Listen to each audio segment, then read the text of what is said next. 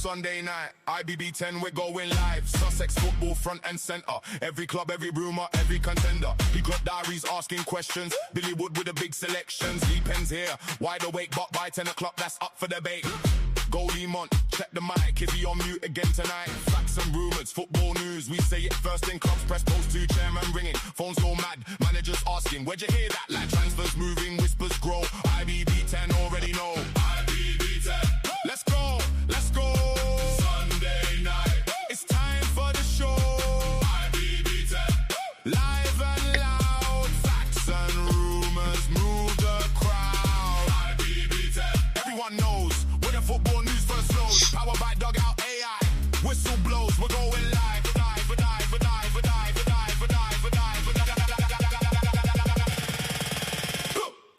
Before the graphic, before the tweet, before the club makes it complete, we reveal the news, we set the pace. Sussex football knows the place. Let's go, let's go. Sunday night, it's time for the show. IBB10, live and loud, powered by Dugout AI. Welcome in. We're going.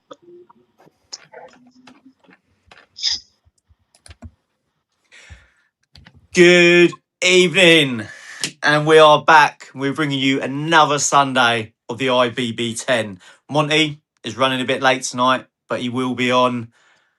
And as you can see, just below me, Paul Wisey's Uber. It may have taken about 2 weeks, but it got him home.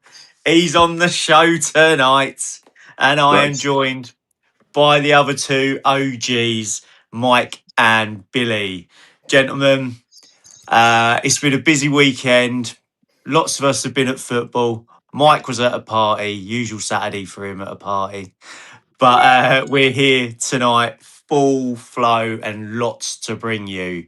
Well, let's start with the man that was missing, the man that went AWOL, Paul Wise. How are we, mate? And how was your weekend? Yeah, nice quiet weekend compared to the one a couple of weeks ago. There was no way.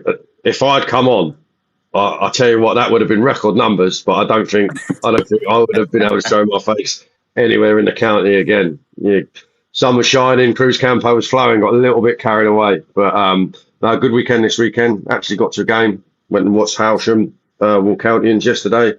Howsham's new 4G, decent crowd, good game of football as well. Two decent sides. So, no, nice weekend for me. Good. It's what we like to hear.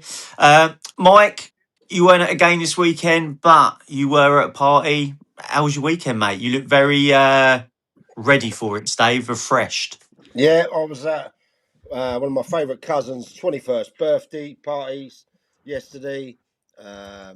Brilliant, late night.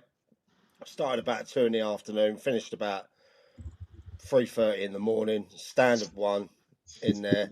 But, yeah, it was gutted to miss some football. But I did catch the Infinity Reigate game on Tuesday, which was a good game. Infinity looked good. Yeah.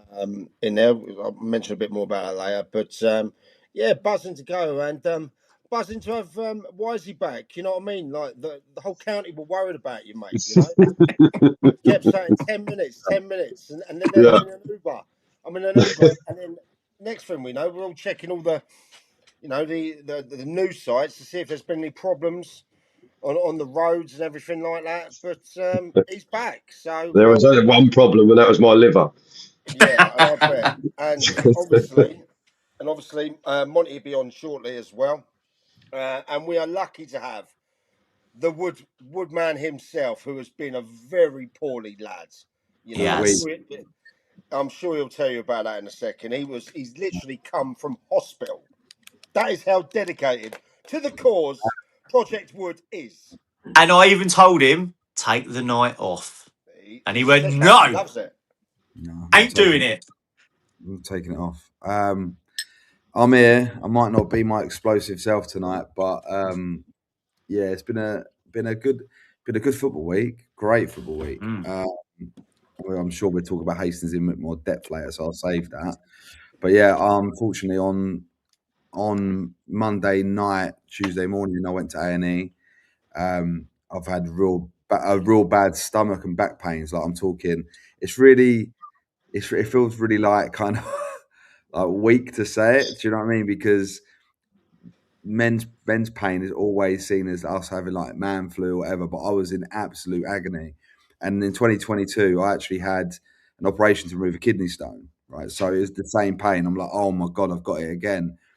They blagged me off. They completely blagged me off, and I said, look, this happened to me before. You blagged me off a month later. I needed emergency operation the next day. So if that's what's going to happen, so be it. Last night, 1 a.m. Well, actually 1 a.m. this morning, pain kicks in massively again. I go to hospital around 4:30 this morning. I've been there since the 12th today. I had the CT scans, and yes, sadly for me, if anyone's had them before, I have now got another kidney stone. So I'm now in a process of trying to get my body to get rid of it. If not, I might have to have another operation. So fingers crossed I can get this moved in the next 3 or 4 weeks. Bill, I've had them, right? And you got to piss them through. Last one I couldn't. It was so big that it blocked the tube, and I had to have an operation the next morning. There was an emergency op. So I'm hope this one they said is like. Sorry, I know we're here for football, right? No, mate. Talk. This ain't Casualty or Holby City, but it's 3 millimeters, so it's not massive, but it's like touch and go. If you know what I mean, where it could grow a little bit more or change. What are you talking about? The stone or? No, No, yeah, I wish. Just wanted to make sure. Too big. It's too big. But yeah, no, I'm just. I've had loads of pain meds today, and I fell asleep watching the football, and I woke up. I thought it was like a different world. Man City were losing, then suddenly they're winning 2-1. I fall asleep again. I wake up, Newcastle winning. I fall asleep. Then they get a penalty. Liverpool get a penalty in the 90th minute. I genuinely think I was hallucinating. I thought, what the fuck has happened to the Premier League this weekend? But I'm here now, and I've got a green. I had so much water. I've decided to have a green tea just to kind of change my night. No Cruzy Campo, no fizzy, no chocolate, no Cruzy Campo. I'm a boring fucker now, by the way. Absolutely boring fucker. But anyway, mate, it's good to have you. Even though I said take off, you're just like, no, not happening. I will be on. Yeah, no chance. So, right, Mike, where are we starting first? Well, I think the first thing I want to start with, right at the top of the tree, I want to just congratulate Worthing FC on their first National League home win in their history. Okay, they played. For some reason, they kicked off at 12:30. I'm not sure why. The whole league did. Oh, really? Yeah. Okay. Well, obviously, it was a decent game down there. And the boy, Ramil Carter, smashed in a winner on the 44th minute for their first competitive winning goal there. And Wealdstone Raiders, who brought a fair few fans down, they reduced to 10 men early in the second half. So it gave Worthing a platform to kick on. 2 wins from their opening 3 National League games for a newly arrived Sussex club. You know, I think that's Hinch should take that all day long. He will. Yeah, great start.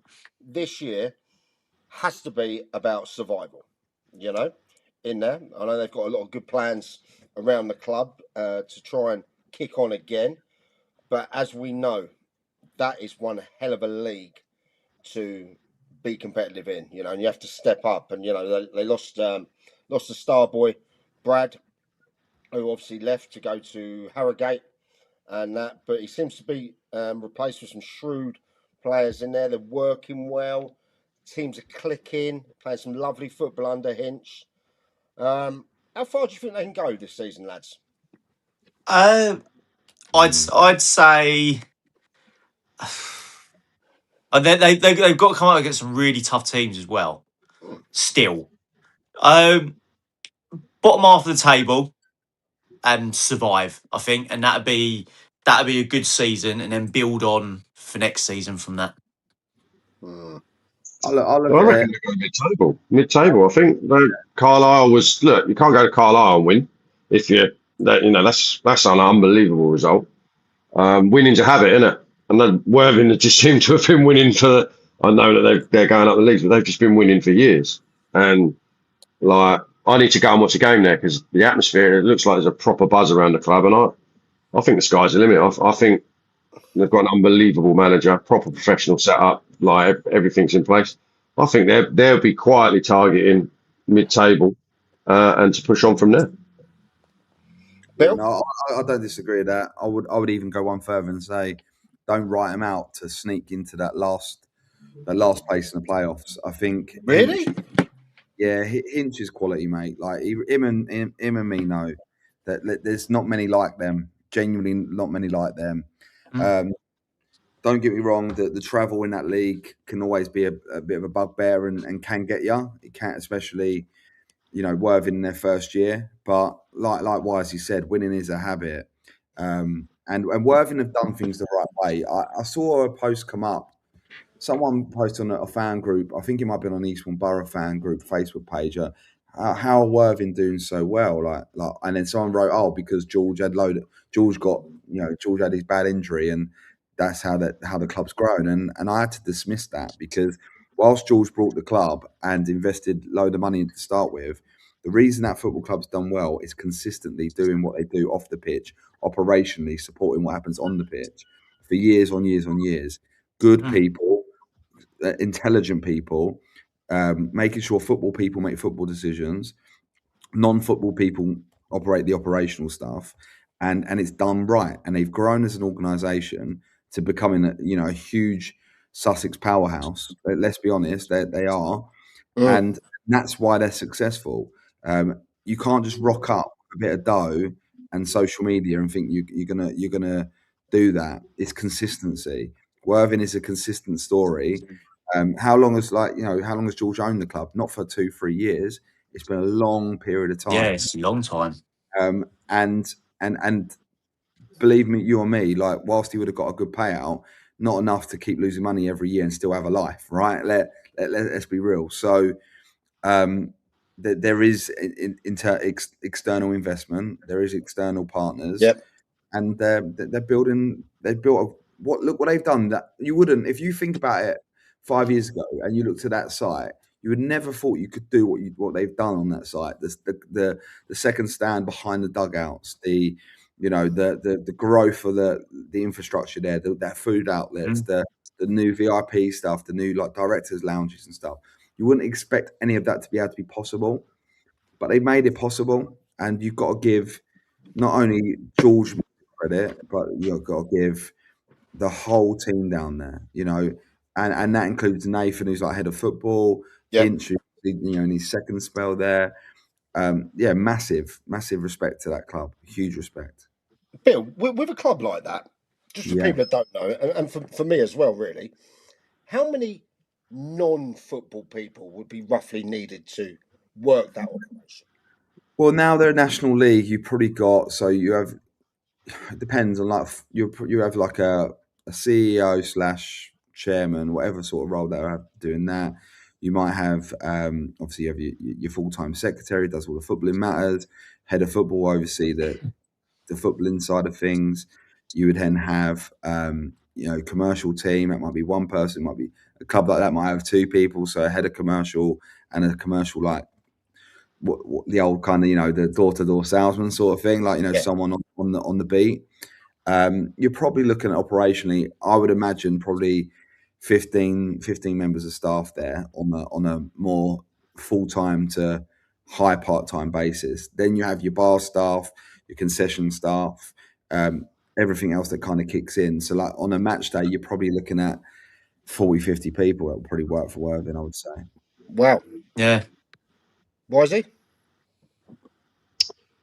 Sorry, mate. What's your view on Worthing? I honestly think we drew them in the Senior Cup when I was managing at Seaford 5 years ago. I think they were, what were they? Isthmian Prem then. Dean Cox was playing. Hinch was still there. We actually went 1-0 up, which was hilarious. Me and Curbs, my assistant at the time, we just looked at each other and started laughing. They had a free kick on the edge of their area. He's gone to pass it back to the keeper. We weren't looking and it just went straight in. They battered us, but to see from where they've gone from then, and like it was unbelievable then. Do you know what I mean? Like you could see where they wanted to go, but like I say, I think they're potentially 3 or 4 years away from being a football league club. I know. Like, I think that. I think they could be as big as Crawley quite comfortably.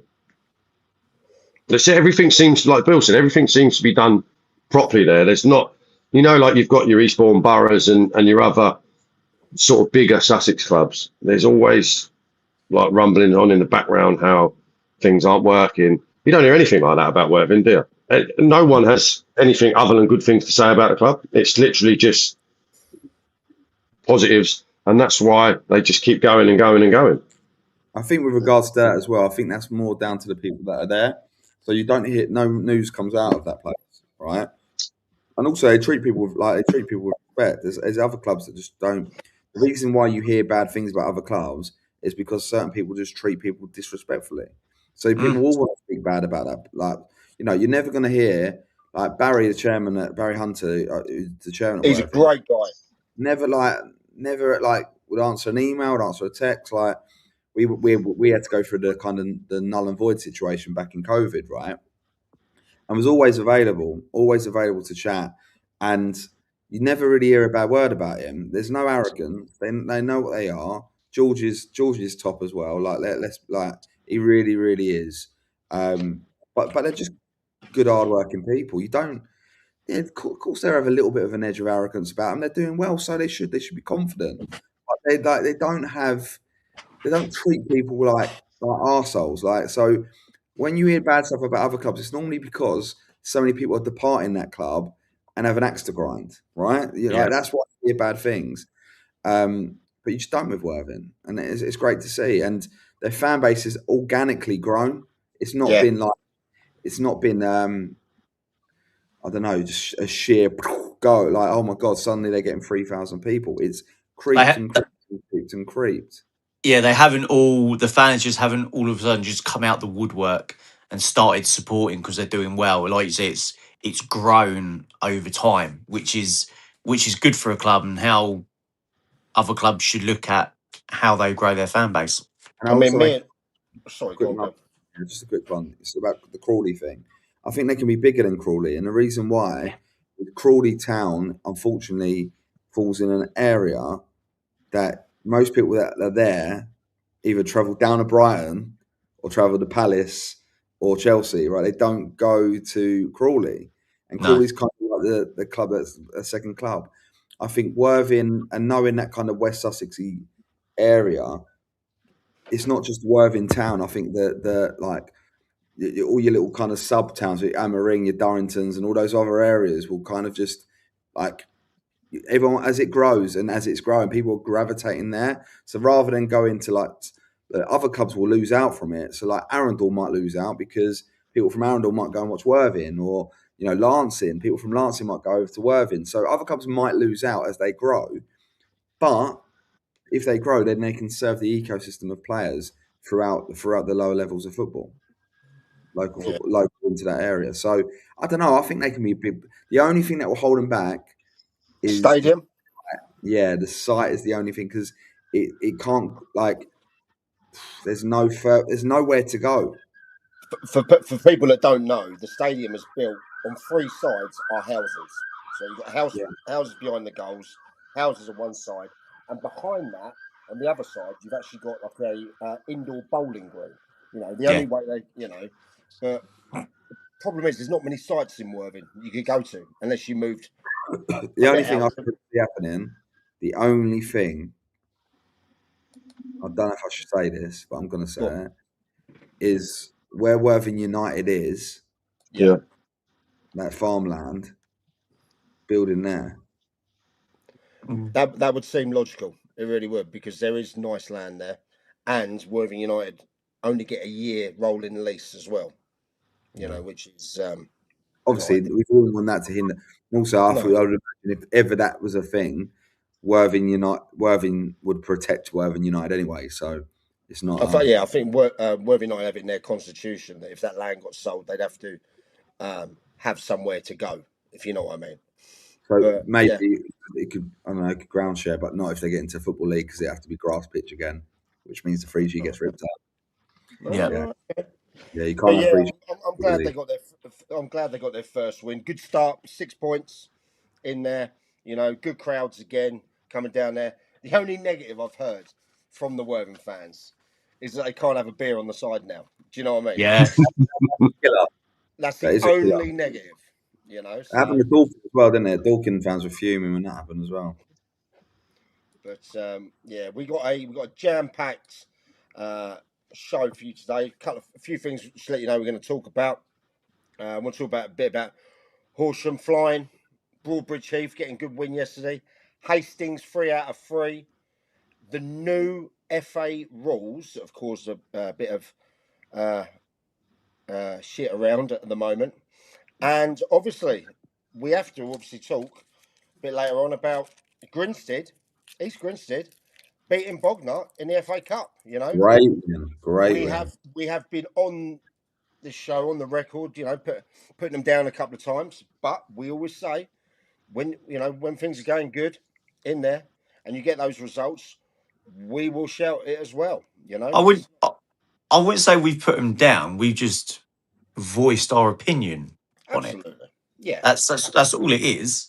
But I yeah, don't it'd think be it's great been a to. shock that we've been critical of East Grinstead because of the players they've had. But fair play, that's a hell of a result. Yeah, and Well, we'll talk about that we're later going on. to that. But I think as our man down there is waiting to speak about Hastings, top of the tree, Billy Wood, DOF, over They, to you. they all doubted. They all doubted, mate. They prey on your downfall, Billy. But yeah, don't know what we're doing. So look, we've still got 39 games to go, right? 39 Yeah. games to go. There's no one's getting a little bit too carried away. Like you just can't get carried away. But what we, like, the way we look at it is, and I think I said it on the pod like a few times because we had a bad FA Cup game at Kingstonian. Wasn't good enough. We have to be honest. Pre-season, there was games that we were certainly miles off it, like miles off it. But the one consistent thing I think I've said on this pod a few times, and anyone that asked me, that I believe that the group of players are good enough to challenge for the playoffs. I said it Yeah, every you week, said that. and I believe that. That's why we've recruited what we've recruited. It's a real. It was a real effort this summer. Like I said to the supporters, we were rerouting, like we were rerouting football club. So we were trying to make sure that we had bodies in the door who gave a shit about the club, a management team that have local connections. Ronnie obviously is from Hastings. Sammy Adams is a Hastings United legend. Trevor played for Hastings. He didn't leave Hastings in the greatest of terms back in the day, but you know, Trev's a great lad and has come in and been brilliant. Luke Carter as well. Someone I've worked with for a couple of years, kind of a bit of an unsung hero at Hastings, super valuable and important to Ronnie's staff when it comes to the coaching and how the guys are set up in a week ready for a game. Like he's really driving that, and he's been really valuable for the club. And I think it's great for him. It's a bit of a redemption story because it weren't so long ago he was a young floundering manager at Howsham who got relegated, right? YZ in that year. So you know, he's gone away. He's and he's really kind of focused on his coaching, and it's going to pay dividends for him, I hope. But he's a real important part of it. And then on the pitch, we've made sure that with the players that we brought in, whether it's old players that have come back, and Ollie Black, Tom Chalmers renewing his contract, or you know, retaining some of the lads from last year, that's Max Walsh, Harry Haynes, what have you. We've added quality with that in Kingy, Sam King, young Archie Cassidy left back, kept Sam Pigeon, who's been immense, by the way, for the last 3 games. He's so good. He's so good. And I don't You mind said to me about him last year how good he was. Do you know he's what I so mean? good, and he's under contract. So if anyone wants him, the value of him is £150,000. All right. So if you want him, you're paying, because I ain't letting him go for anything less. and Pidge can know that now, and he's not going for a penny less. But we just got a really good bunch of lads. There's a real value of the core group and what they're about. And look, we're still, I don't think, nowhere near our potential. I think there's still loads of things that we can do better. And Ron believes that as well. But you have to celebrate the wins on the way. You can't just because it's early go, oh, it's early doors, we might go and lose in the next 39. It's momentum, right? You build that way. And people have forgot that Hastings United have forgotten this. Hastings United is a huge, huge Sussex football club. It's Absolutely. not a baby. It's a big football club. A big football club that was so used to winning that, like, whatever it was, the women's, the men's, the under 18s, the 23s, the fucking Tiddlywinks competition, like whatever, we were winning everything because we just had that feel and vibe about us. The club lost that over the last couple of years. There's no denying that. And I would argue that the team last year would probably got rolled over in a few of these games. I don't think we have the same aggression and bollocks, if I'm honest, that the team have this season. So yeah, it's been going well. This week, Tuesday away at Eastbourne Town, I think we were massively worthy of our win. Massively worthy of our win. They posed a few little threats, but as soon as we got our first goal, it was only going to be a Hastings United win that day. And then we go to Ashford, and Ashford is our big rivalry. There's a massive rivalry of Ashford. Like we fought out the league with them over the years. They're only an hour away from us. There's real hatred between the supporters. Real hatred. You don't normally see that in non-league, but there is. There's been problems over the years. The last time we went there and won in the league was before we got promoted that year, which was always a nice omen as well. And we just went there, and they're an experienced side, very experienced side. But we went there, we ratted around, we worked hard for each other. Callum Erskine got the first goal. That's 2-3 for the young lad. And then Ollie Black scores from a corner, and yeah, we're 2-0 up, cruising. They get a red card, stupid red card, and it's cruise control. Go 3-0 up, concede very, very late in the game, and then in the 90th minute, Tom Chalmers, I think it's poor. I think the referee was poor in general. Actually, I'm going to be honest, for both sides, not just for Hastings. Gives a penalty in the 90th minute, and you go, hold on a minute, 6 minutes added here. They score 3-2. You could end up dropping 2 points here. You know, Harry Haynes makes an unbelievable save from a penalty. He's a hell of a keeper, isn't he? Oh yeah, no doubt. And he's another one that we put on contract, so 150 grand, please. But he's a lad that we believe in, and he's a lad that we think will go higher in the game. And he makes a great save. Momentum's on our side, and yeah, we pick up a win 3-1 against them, against the noisy neighbours, shall I say? Like last year when we went there and got bitched. If I'm honest, we got absolutely bitched over there. It was embarrassing. Got hammered online, but it's always good to have the local bragging rights, right? And that makes us 3-3. I don't think anyone tipped us to be 3-3 at this point. I had a lot of people messaging me going, "Oh, pre-season hasn't gone well. Oh, are you sure about them? Are you sure about this situation? Are you sure, like making a change in September?" You know, a lot of people. But no, we know what we're doing. We're not stupid. It's always a risk employing a player manager. It's always a risk, but the risk is removed a little bit by the quality of people that we've put around him, and that's not just coaching staff, but holistically as a group. Well, we're all digging in and working hard for each other, you know. So yeah, good win on the weekend, 3-3. No game on Tuesday. We've got Hendon in the FA Trophy. Hendon are flying, by the way, so that could be pot luck. And then we've got Crowborough on Monday for bank holiday. So go on. Sorry, just quick, Bill. What would you say so far this season has made the team click as it has? It's the group. Like, look, I think I think with the group of players, the blend of the players, and the attributes, not just footballing wise, but the mental attributes that they have. Right. For example, just the fact that they will dig in, they'll defend just defending your box. Like last year, Pidge had to make so many headers, and him and Eugene, I felt like it was like two men going out for war, and let them deal with it all.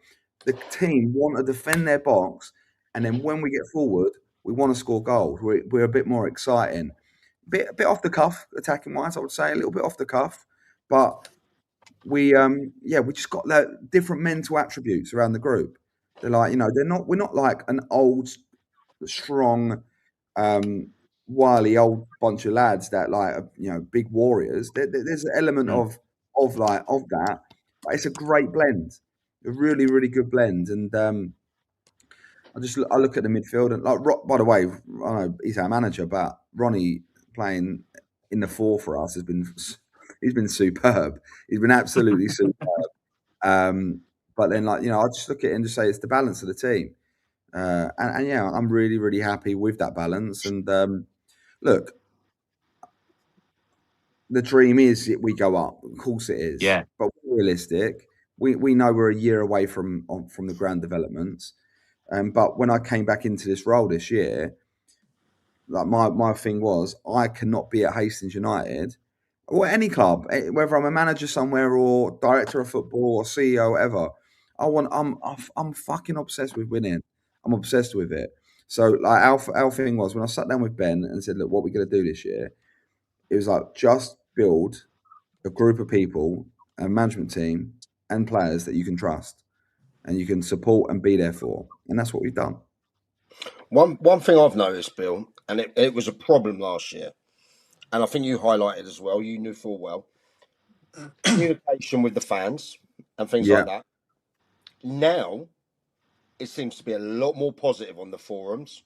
There's pictures of you going around in Del Boy jackets and that, doing all these deals you've been doing with the club.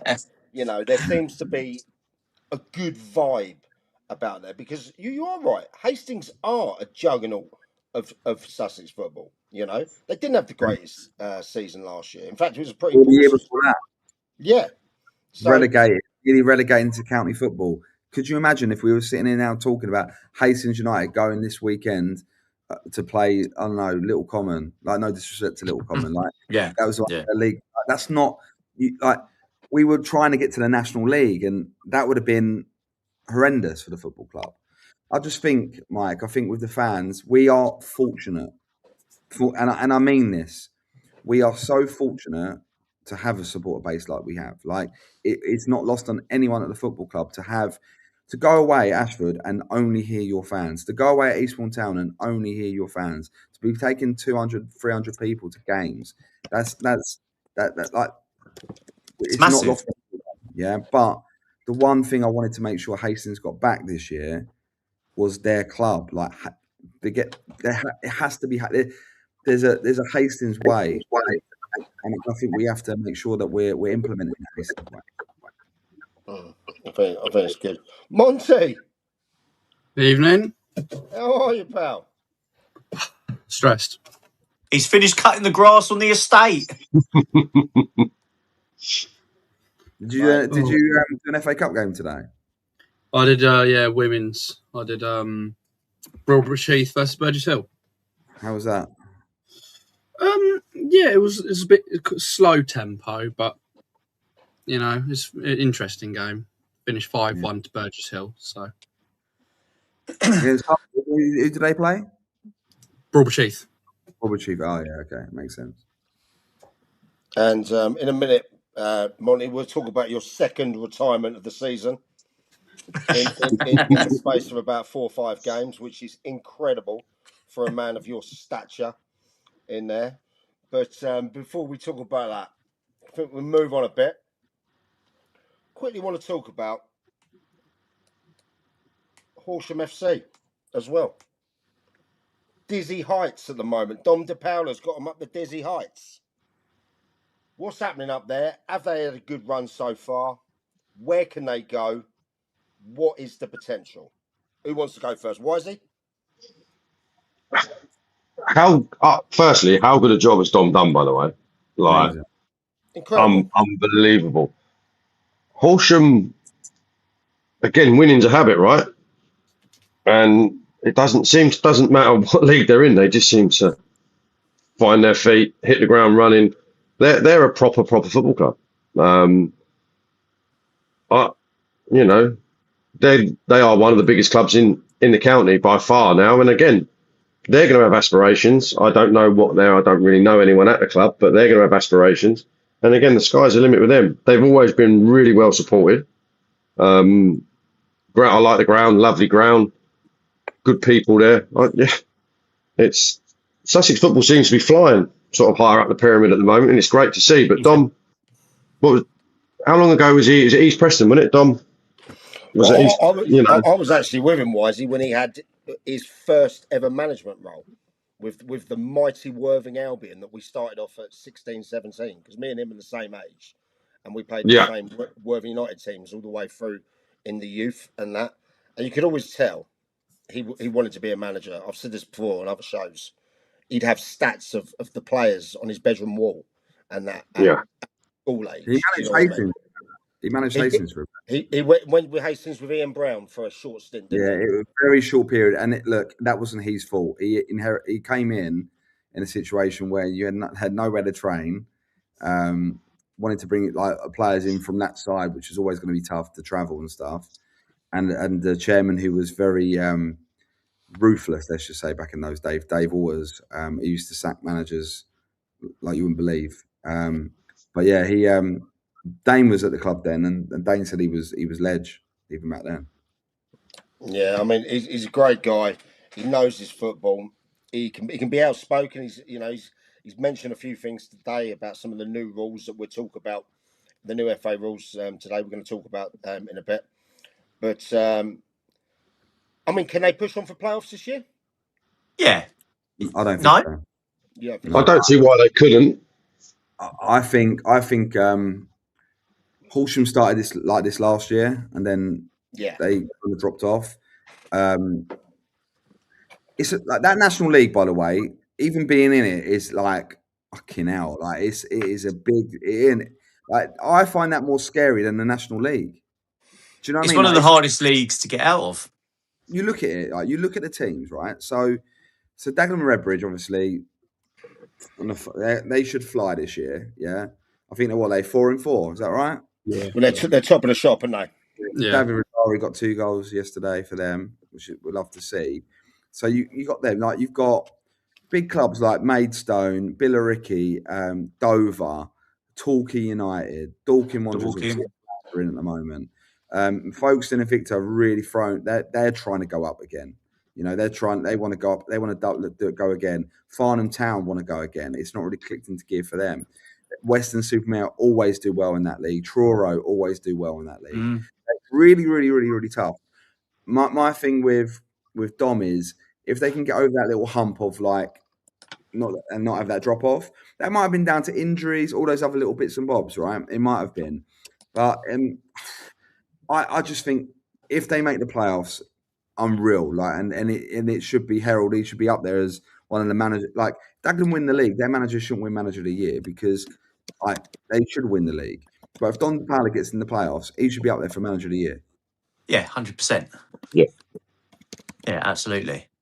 I think last season with Horsham, I think it was he got hit with injuries and the size of the squad that he had. I don't really think he had the cover for those injured players, and that's when he started to drop off. His squad's not really big now, though. I don't think. No. I don't think it's a huge squad, and I think that can always be your look. It's always hard to manage. Like Wisey knows, even fucking us doing county league, right? Managing a squad of 18 is tough, right? To leave people out. You know, leaving out if you build a squad of say 22, 24 to get through, because you can have 7 subs, I believe. Is it 7 or 9? You can have in there. 7. Is it 7, right? So that you can, your squad's 18, right? So you probably need 24, 25 players because of injuries, suspensions, what have you. It's hard to manage the people that aren't playing. And then Would they all be on contracts as well? They would be, wouldn't they? I imagine. most of them, I would imagine. I don't know if I don't know Horsham's setup. All I know is that as a club, they are looking to push on based on the money that they made from the FA Cup. They brought in a general manager a couple of years ago. So as a club, they are trying to get themselves pushing on. I would imagine they're all under contract, but I'm not sure how they work it at Horsham. But most clubs at that level all the players will be under contract. I like that. I like Monty. What do you hear? Because obviously you're based up that way, in there. Yeah, it's really positive. I mean, I'm in and around the club a lot, obviously with Roffey playing there, and obviously I used to play for them as a youth, and I coached there in the under-18s, and so it's really positive atmosphere at the moment. Everyone you speak to is really happy. It's all upbeat, really, really like, positive outlook on everything. You go, and it's just they're savouring the moment. Really, it's like. All the volunteers are really happy to be in the position they are. They're not taking anything for granted.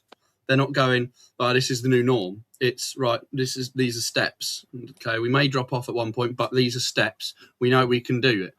Obviously, in terms of players wise, Dom always likes a smaller squad. He doesn't like having 8,000 players to come and go, and Horsham don't have the biggest budget in the world. So I know they've got some good younger players in the squad this year in terms of players who like their sub goalkeeper this year is someone who I coached in the under-18s. He then signed pro and has just been released from his pro contract and has now become a sub goalkeeper at Horsham. So they've got some younger players, but the experience and the group that they've got there is just they're really, really tight knit, and I think that's one of the key things in leagues like that is you have to have a group that's really, really tight and won't let adversity set them back. Yeah, Well said. I like that. Yeah, so look, we'll judge this obviously a few games down the road. Yeah. In there, but it's a great start for them. Hopefully they now can kick on, and Dom can get the best out of those boys. So, but Monty, talk to us now. A second retirement at, how old are you? 21, 22? 20. 20. You've retired twice. He's done a from the Paul club Scholes. in the space of 5-6 games. Have you been bombed out, or have you retired?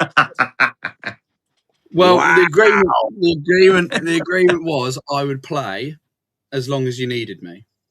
So it wasn't in terms of like I'm going to be the goalkeeper for the season. I'm going to be the goalkeeper for 1 or 2 games. It was however long they needed me to play for, and we've found another goalkeeper, so I can take the step back again and get on with my other life. Your other life in the world of refereeing. The world of refereeing, the world of coaching. Did you play yesterday? We had Guernsey at home. Did you play? No. Were you in the squad? I was not in the squad, no. Mate, I tell you what, not happy. 2 losses on the board already. It's killing my prediction there, isn't it? Don't worry, the gaffer's taking measures. The gaffer's Well, not. he's just bombed you out. He's not. It was fine after Tuesday. After the performance on Saturday, everyone knows we weren't good enough. So yeah, Gaffer's not a happy bunny at the moment, but we're working hard to. We know what we're doing wrong, so we're going to work hard to set those errors straight. No, that's good to hear. We're going more into the obviously the FCO later, but as you've arrived on board, Monty, and you are our resident referee, there has been a lot of talk over the last couple of weekends about the new rules that are coming in play. Mm-hmm. Now, we just talked about Dom. He brought it up online today about a couple of issues. I've had a message from East Preston's Rich Hack. Shout out, Rich, who's asked me to bring it up as well. Okay. So there's about 7 new rules I've got for us. I want us to find out whether they're good rules for the game or not good rules? All right, let's start here. Accidental double touch at penalties. If a player accidentally touches the ball twice when taking a penalty, the outcome now depends on what happens next. If the ball goes in, the penalty is retaken. If the ball does not go in, defending team get an indirect free kick in a shootout. It is recorded as a miss. Deliberate second touch is an offence. I didn't even know this one. No. Yeah, is that new? Yeah, they changed the wording of it. Right, okay. I always thought that Okay. if it was a double thing, it was, It was always no goal, right? yeah. Yeah, but I mean, but the way they've worded it is different now because it's now a technical offence. Because technical offences are indirect free kicks, so like you're offsides, you're endangering the safeties. But so it's now a technical offence, meaning it's now an indirect free kick. Should you miss the goal? Yeah. Okay, so what are we all saying? Good rule or bad rule? Good. Yeah, good. Good. Yeah, good. Yeah, I agree. I agree with that one. Good rule. Next one. Dropped balls go to the right team. If play is stopped and it is clear which team would have kept or gained possession, the team gets the dropped ball. This also applies if the obvious which team would have had the restart when the ball was heading out of play. Has that not always been a rule? No, No? So the wording of it used to be whoever played it last Right. would get possession. However, now the wording is if it was going to, say it's Roffey Guernsey, if Roffey played the ball, it was going to be controlled by a Guernsey player, but the referee stopped the game, Guernsey would get the restart because they would have picked up possession had the referee stopped. Okay. Yeah, so if you lumped it long, okay. Yeah. So what are we saying? Good rule or bad rule? Good rule. Good rule. Good rule. Yeah. I agree with that one. All right, next. Injured players off for 1 minute. If players stopped for a player's injury or they receive treatment on the pitch, they normally have to leave and cannot return until 1 minute after play restarts. Exceptions apply in some cases. Mon? I like that rule. So, obviously, what it used to be is a player would go off and then, having received treatment, and be waved back on pretty much immediately. Yeah, but I think it's shit. I think that's shit. I'll tell you why I think it's shit, yeah? Because you could just smash someone. You could absolutely smash someone, take a booking, they go down injured, they've had treatment, they've come off. Now, you've smashed them and you've gave the opposition team a disadvantage because they're down to 10, even though you're the one who smashed them. Do you know what I mean? That's a fair point. That is a fair point. It shouldn't be off for a minute. No, I don't agree with that.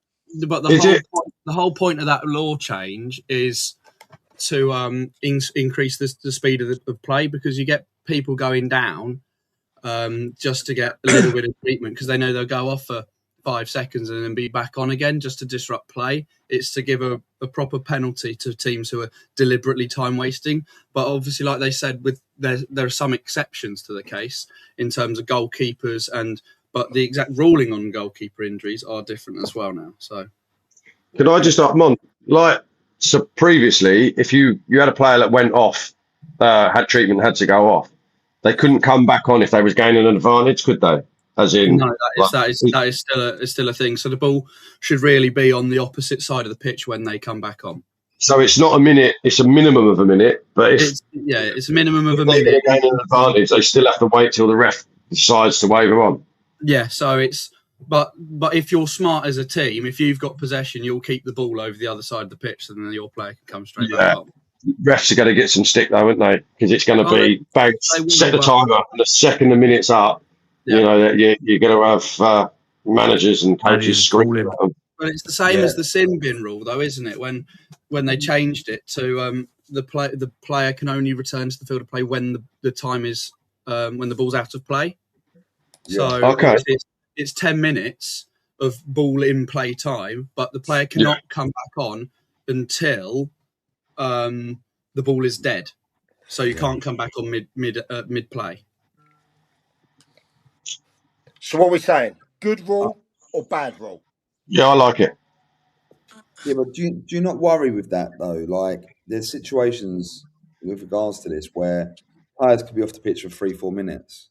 Yeah, I think it needs some amendment. So the premise of it is good, but if they rework it into a way that is so it won't disadvantage the team who's had a player get hurt. Yeah. I mean, generally, when the player is legitimately injured, they're off the field for more than a minute anyway. So I don't. It's more for last couple of minutes, or you want to get some instructions on. You tell a player to go down. Do you know what I mean? So I think that if a player's really hurt, chances are, one, they're not coming back on, and two, they're going to be treated for more than a minute anyway off the pitch. So I think that's a good rule. Well, I'll give you an example, right? Monty, go into this.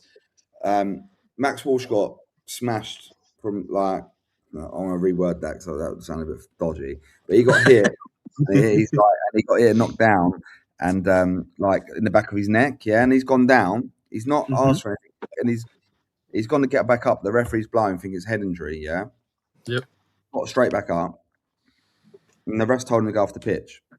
Off the pitch. Yep. And he's now off the pitch. He's just been hit. So someone's just gone into him, trying to smash him. Ref's let it play on because we've got the advantage, Then gone blowing because he thinks it's an injury. Then he's sent him off the pitch, and now he's off the pitch for a minimum of a minute.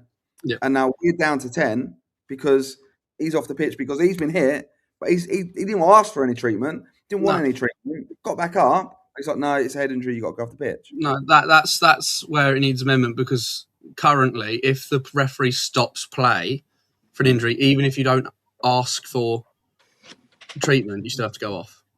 Yeah. All right. Yeah, that needs to be amended. So the player gets a whack. They look in serious pain. You stop the play. They then don't need treatment. They still have to go off for a minute. Crazy. I think it can be used. The dark arts could be used here. People. Anyone who's not like it. Even today, we had one in my game that I was doing. A Broadwood Chief player gets hit and she goes down for a bit of as they do, you get whacked. You stay down for a couple of seconds just to redo your shin pads and stuff. And the Burgess Hill manager is yelling at me to stop the play because he knows that if I then stop the play, the Broadwood Chief player has to go off. That says more about that manager than it does to the rule. Yeah. Dark arts in women's football now. Never thought I'd see the day. Next one. The jewellery rule has changed. You shouldn't wear any jewellery. The key issue is now whether an item is dangerous. Non-dangerous accessories can be allowed if they are safely and securely covered. Dangerous items must still be removed. Right. No. What's a dangerous item? What's not? So, it's all down to referee's perception, though, isn't it? What a dangerous item is. Well, would a referee consider nipple rings dangerous? Personally, I don't check for nipple rings. Easiest way to do it is they don't wear any jewellery at all. You're playing football. You're not worried about your jewellery you're wearing. You're there to play football. Yeah, but I mean, the ruling is they actually call it accessories. So accessories, they changed it to remove jewellery and now accessories. So, for example, last season you wouldn't have been allowed to wear a bracelet. Yeah. However, this season, if that bracelet is tight to your arm and it's strapped up, you're fine to wear it. Yeah, but someone could grab it and break it still. Yeah, but if it's taped to your arm, it's considered safe. Like a necklace, though. Bollocks, shouldn't wear jewellery at all. A necklace is considered dangerous because if somebody grabs it, they can choke you with your necklace. Well, there was this famous time. Do you remember when Mourinho managed that Inter team that did well? No, that was about 2. Last 5 minutes, he brought on, I think it was Marco Materazzi, and he had a necklace there, and he couldn't get it off. Mourinho went bang, and ripped it off him. You can go and check it out on YouTube. He ripped the whole Yeah. thing and just chucked it and sent him on. You know, so what Don't- we saying? Right, used to wear a gold necklace back in the day. Just Yeah. don't wear jewelry at all when you're playing. Simple as that. I think it's just setting refs up because one Yeah. ref will let a player wear it one week, and then next week the ref's like, "You've got to take that off," and it's fucking hell, ref. I was allowed to wear it last week. Just no. You Don't don't wear need it to at wear all. jewelry to play. There won't be I consistency don't- across referees. I don't think there's consistency even before this change anyway. No. Because some referees let you tape earrings, some won't. Like some say it's got to come out. Like, you know, others will let you tape things up.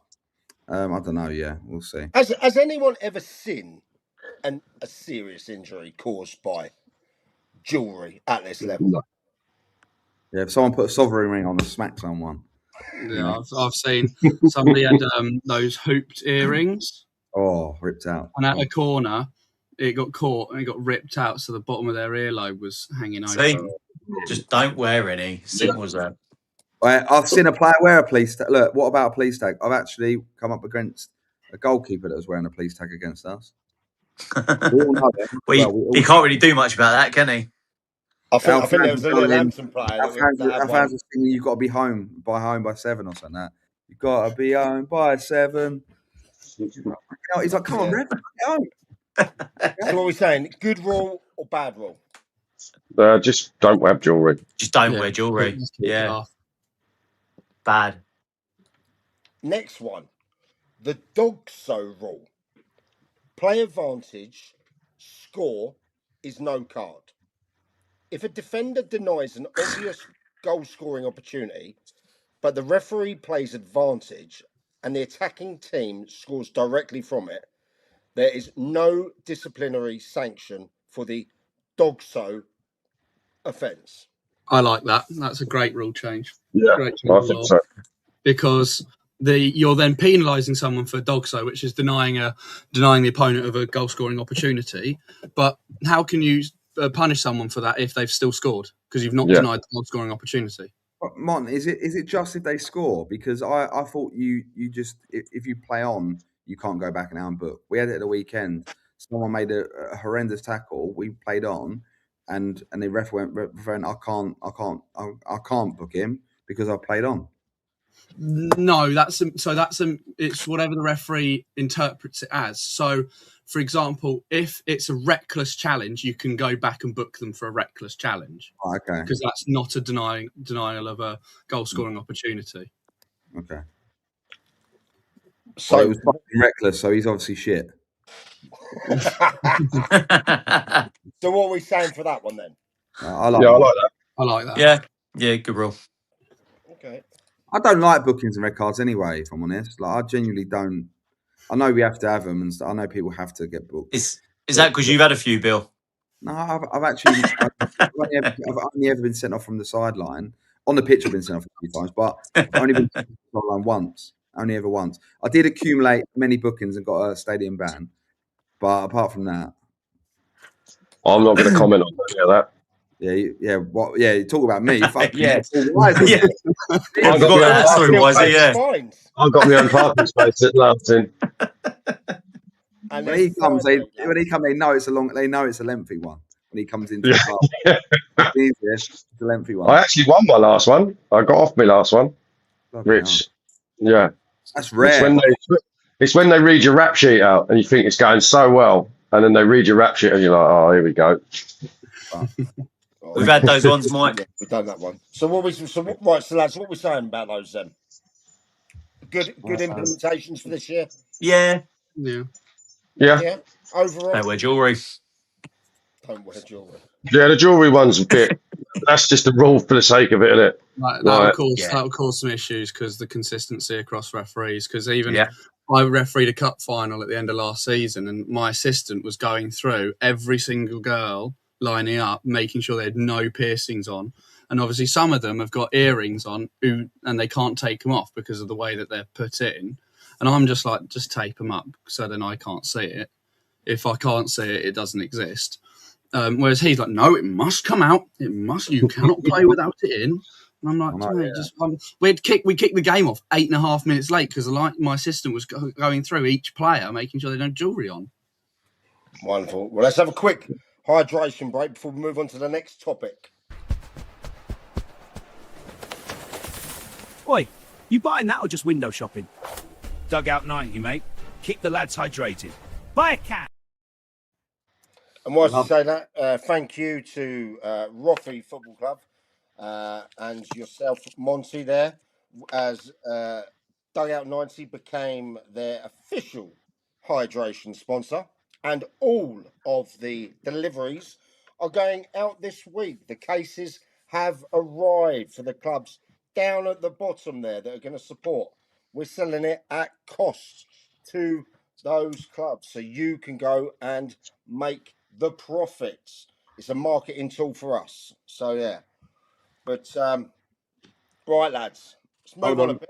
Mike, but actually, we missed one of the big ones that's actually very contentious at the moment. Go on. When like a sub situation, like the 10 set, like we got penalised of it on Tuesday. So when someone makes a sub, you've got 10 seconds to get off the pitch. Yep. And if you don't, Right. Actually, I know exactly what you mean because I was just looking for that a second. Hold up there, Bill. You brought a very interesting point to the group. well, thank you. That's all right. I might be dying, but I've still got my brain's still working at the moment. No, well done, Bill. Well Let done. me just go and find. I'm just going to go and find that. And by the way, while you finding that, so we don't have any dead air, I'm fucking sick of this every throw in, and some refs don't even do it. By the way, some refs don't. Oh, the countdown. And you 5, 4. Yeah. You lot got penalised for it when you played at our place, and you only had the ball for about 2 seconds. I know. He came over today to throw. He's picked the ball up. Yeah, the bloke, and the problem is, like, the same player has taken all the throw-ins. He barely even got over there, and the refs 5, 4, 3, 2, 1, and they just turned it around. Yeah. He killed us. Madness. Yeah, I'm not. So with the 10 seconds for substitution, does that mean that is all that gets added on time-wise? No. Still get 30 seconds. I don't want that probably. So they still had 30 seconds on. Yeah. So the 10 seconds for substitutions, it's again at the referee's discretion in such that if they're jogging off the pitch, if they're in the middle of the pitch, they've got to go off the nearest side. If they're jogging, we're not going to make a player sprint off the pitch. That's just silly. Yeah. But if they're walking off the pitch or don't go off at the nearest side, then we'll do the 10-second count and stop the replacement from coming onto the pitch for a minute. And obviously they cannot enter the pitch until the ball's out of play again. And there was something about under 18s, wasn't there? If there's an under 18, yes. Did I imagine this? No, you're spot on there. It was a diktat issued out to all referees, and clubs received it as well, about the rulings on under 18s for the 10-second sub rule.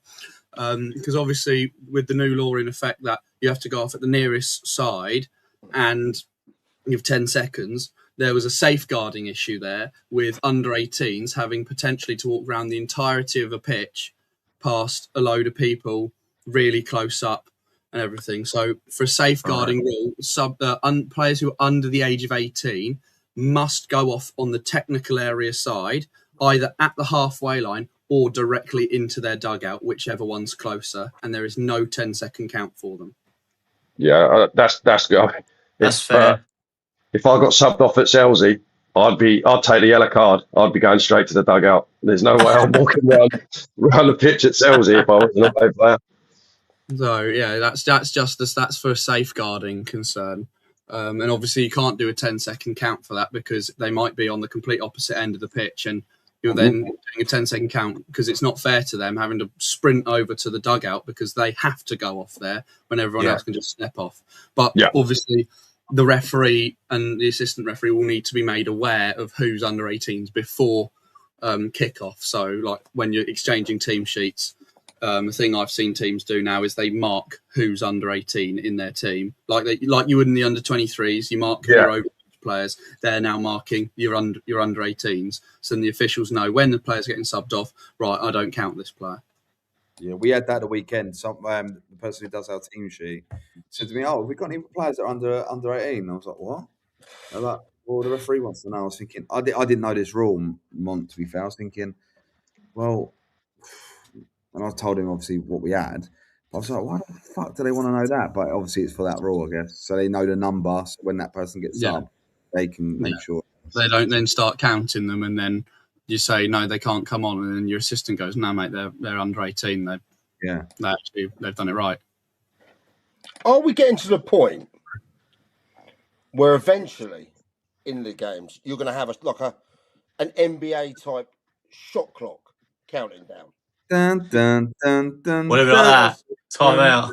Because Wait, you should have that anyway. What Edge just said there is right. You know, there has to be some consistency. Yeah, some are like 1 and 5, 4, 3, 2. Others like 5.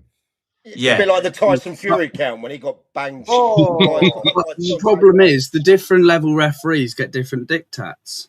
Yeah. So you get told differently depending on what level you're refereeing at. But, so I can remember, shouldn't it be consistent though? It should be, but I know from the start of last season for the 8-second goalkeeper for a goal kick, for a drop kick. I know that at the start of last season in the National League South, the diktat was your 8 count should last about 13 seconds. What? That was the diktat. And then midway through, and that went out to everyone. However, mid-season, they then changed it to say be really hot on it, make it 8 seconds. But if you're refereeing below that level, you never got that diktat. Well, I think that's bollocks, really, because you got an 8 count that's got to last 13 seconds. You might as well make it 13 seconds. Yeah. But some people can't. But then I can remember the first game I played in last season, the referee got it completely wrong because as soon as the bloke got it in his hands, he was 5, 4, 3, 2, 1. We'd been boarded a corner, and the goalie'd had the ball in his hands for 3 seconds. Yeah. That the start of when that first came into play, it was carnage, wasn't it? Yeah, absolute carnage. I've never done a goalie for 8 seconds still. I went to Newhaven 23s last year. Was keeper's taken a screamer, absolute screamer of a cross, landed on the deck, and it takes you 2 or 3 seconds to get the ball under control and get on. We are told as referees to allow, like if you've just picked it up, start your 8 count, your first 3 in your head, start that immediately. But if they've made a worldie save, they've made like a great catch, and they've had a hard landing, you allow them a couple of seconds because. Yeah. To recuperate themselves and just get themselves prepared again, because it's unfair. A goalie's made a great high catch. They've landed flat on their back. It will stun them a bit. It will hurt. Give them 2 or 3 seconds to settle themselves down a bit to then start your count, because otherwise the goalie will catch the ball, hit the deck, and before they've gotten up, it's a 5-second count. Yeah. Do you reckon this goalkeeper rules made things a little bit more basketball? Like in the way football's being played, because I'm seeing keepers claim the ball and then panic with a decision because they've only got 8 seconds. That's because they're stupid. Yeah, true. But below you go down 5 seconds when you've got, even they count down to 5. I've seen it so many times. I go keeper 5, and then they just lump it. Yeah, I know. You've got 5 seconds. I'm not rushing you here. I'm just telling you how long you've got. If it gets to 1. Then I'd get worried. But even me, when I'm getting counted down, I'm fine because I know at 2 seconds I'll kick it. Yeah. At worst comes to worst. I think all this rush stuff, like rushing throw-ins, rushing this, is making for a better spectacle game. But the throw-ins should only be if the referee believes the player is intentionally slowing the game down. Yeah. So if they've gone over, like for example, if the same player has taken every single throw in for a team because he's got a long throw, the referee shouldn't start a count if we're waiting for him to jog over from right back to left wing. We shouldn't start the count then because he's taken 25 throw-ins this game. So we don't start the count then. But if a player is holding the ball there and he's actually just like delaying it and he's not looking to actually make the throw-in, then you start the count. Because, if you're attacking, like, it's like the attacking teams getting like we did against you guys. We've sent over Ollie Bat to take his long throw, yeah, and we're penalised for it. Even though, why do we want to? Well, we're not trying to slow the game down. We're trying to throw the ball in the box to try and nick a goal, right? Or It's a set piece. crazy. It's like corners. You don't. There's the 5-second count for goalkeepers on goal kicks. Yeah, but and if you don't kick it in time, it's a corner. But on corners, there's no timer. So yesterday, Guernsey had a corner with about 2 minutes to go, and it takes them. I counted 47 seconds to put the ball in play from when it was placed. It was placed in the quadrant, and it took them 47 seconds to kick it. Bonnie was there with Ferguson stopwatch like that. There's no penalty for that. There's no penalty for that. But if our goalkeeper takes 47 seconds, they've had a corner. Mad. So, what's the views? What are we saying? Referees need clarification on them. Especially for the throw-in one, they need clarification on when to actually use it. I like the concept because goalkeepers collapsing on the ball with a couple of minutes to go, like that, really over the top sort of piss taking, time wasting. Yeah, I was. That's erasing that. I was tired. I can't do anymore. That was my only good thing. I was good at. It's good to have a little breather, isn't it? That was a nice little. But the 5 seconds for a goal kick. Again, how's that? If you're going to go long with your goal kick and you're sending everyone up, what's the rule in there? So again, it's if you believe they're deliberately wasting time. You've got to let them get into shape, surely. Yes, if they place the ball and like say for example, if they've played long every single goal kick, they're not going to play short because a team's not going to go long for 75 minutes. The score's not changed. They're not going to suddenly start playing tiki-taka out the back. Mm-hmm. So if they're then setting up as if to play out and then they start sending everyone out, they're doing it to try and kill a bit of time. So then you start the count. But if a team's sent it long every single time, they put the ball down and everyone's jogging up, then there's no need to start the count because they're just going to thump it. Right, hold on. Breaking news. Oh, I want to stop everything right now. I've just seen things pop up on my Twitter, and I'm maybe a bit confused. Also, a little for that club. This is a huge coup, huge coup. Right, okay. Bill, what's happening? Wick Football Club. Welcome to Wick, Aaron Ransine. I told you lot, didn't I? I told you lot. Yeah. Aaron joins us after a top playing career with Forest Green Rovers and Worthing and joins our coaching staff. Manager Lee Baldwin said, getting Aaron is a real coup for the club. His experience in the game is second to none. And after meeting him, it became very clear how our sights were aligned and how we see the team going forward and what we can achieve. Aaron's added, I'm delighted to be joining Wick as part of the first team's coaching staff. Having watched a number of games, I'm really impressed by the group and the potential they have to progress and compete in this league. Another reason joining is the ambition from the club. From the conversations I've had, it's clear that there are strong goals for both on and off the pitch and a real desire to move the club forward. Now, this is a guy that was interim manager when took Worthing to the playoffs. Right? He's now joined the first team coaching staff of Wick. Now, speaking of Wick, me and Mike were at Shoreham under 23s on Friday, and Jack Downey, Wick defender, was there. And I think we said at the beginning of the pod pre-season that we said Wick would struggle this season. Well, let's just say Jack wasn't very happy about that, was he? And he had a few things to say. But looking at that, look at that signing that Wick Well, it's made. still only won one league game, so they're not flying, are they? Sorry? Let's be honest. Looking at that signing, though, the experience he brings. Now, I spoke to Craig Stewart about a week ago when they were discussing this, and apparently it's certainly off the cards that he won't be playing because of his knee. Yeah. And that is a good thing. But having him on the coaching staff there and his ability to obviously Attract players. draw maybe the odd player in as well Yeah. in there. I think it's a brilliant move. Got a It's lot great, of great move. lot of managers in that dugout now, there, isn't there? Yeah. Do you know what I mean? Like, Yeah, but then obviously, he's when got you unbelievable caliber, but you've got three blokes now that are all used to being the main man. I don't know, I know Craig personally. I'm sure that they're all going to get on well, but I just there's a lot of people that are going to, do you know what I mean? Have an Yeah. input there. It'd be interesting to see how that works, if it changes any of the dynamic in the dugout. Well, with regards to that, sometimes you have to look at the. I always say this. Sometimes with managers, don't be afraid. Don't be afraid to like bring people in who might end up wanting your job.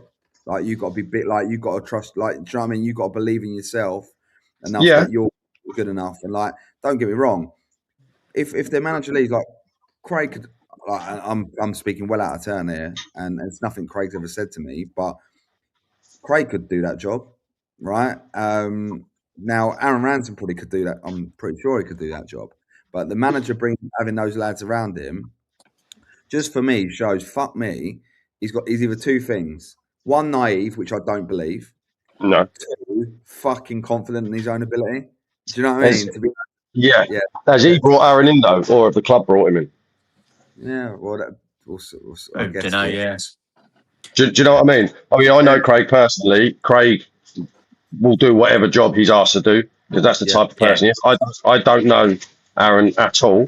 It would just be interesting if the club have brought him in or if the manager's brought him in. Yeah. Yeah.